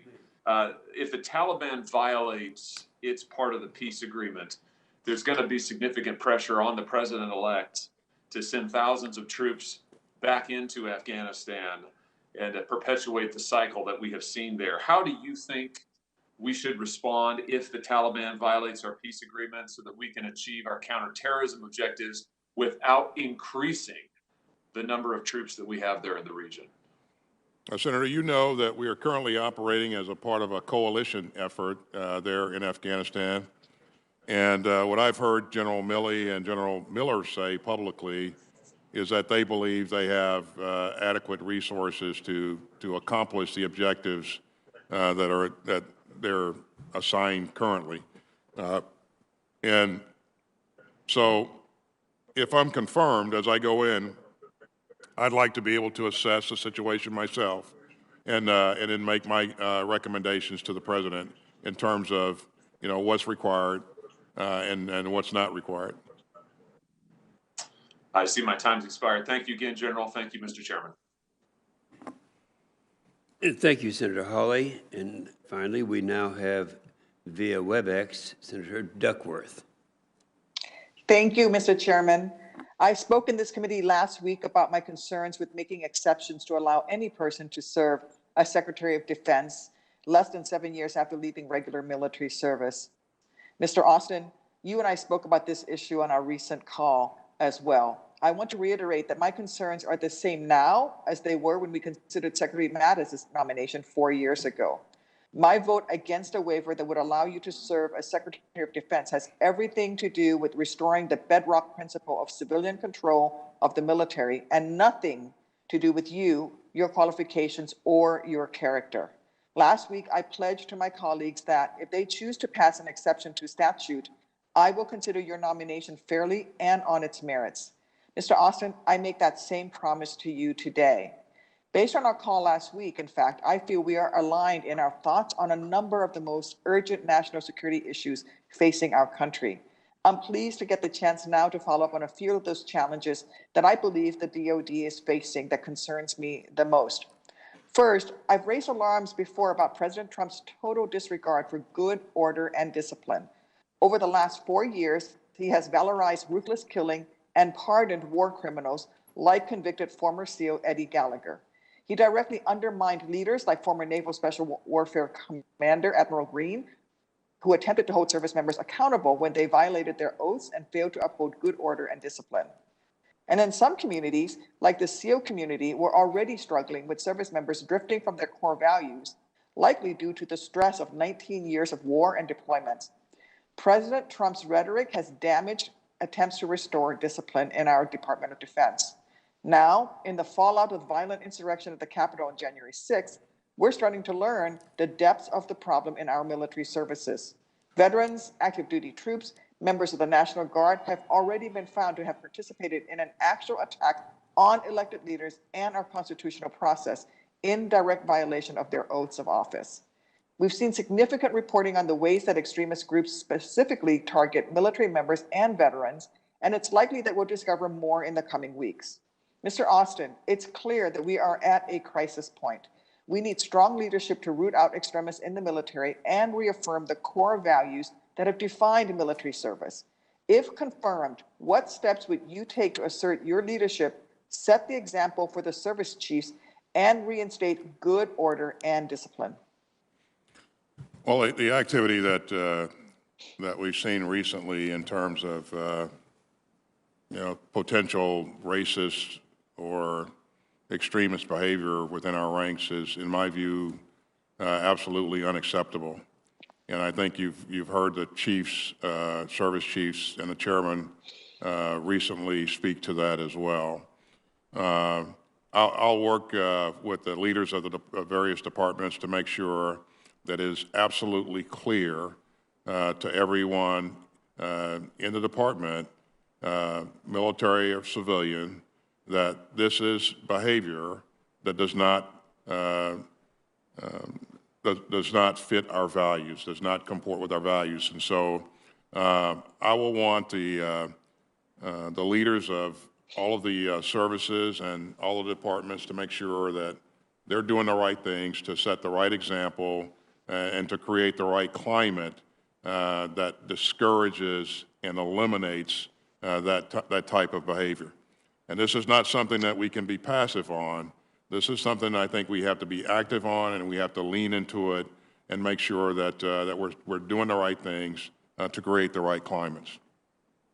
And there needs to be consequences for bad actors as well.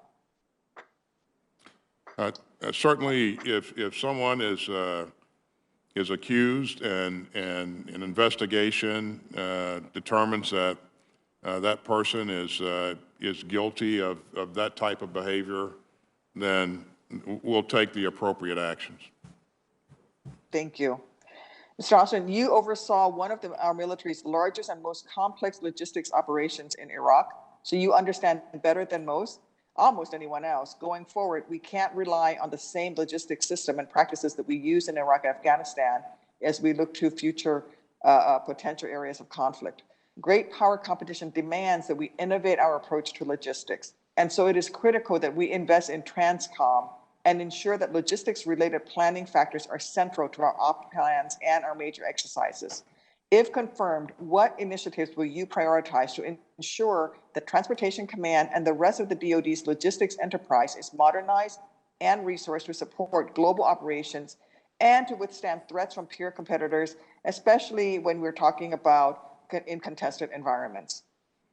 No, I think, Senator, you're absolutely correct. You know, our logistics capabilities really enable us to do the great work that we've done around the globe. I think we have to continue to invest in the right things. I look forward to having a conversation with our senior logistics leaders in all of the branches and also in the department as well.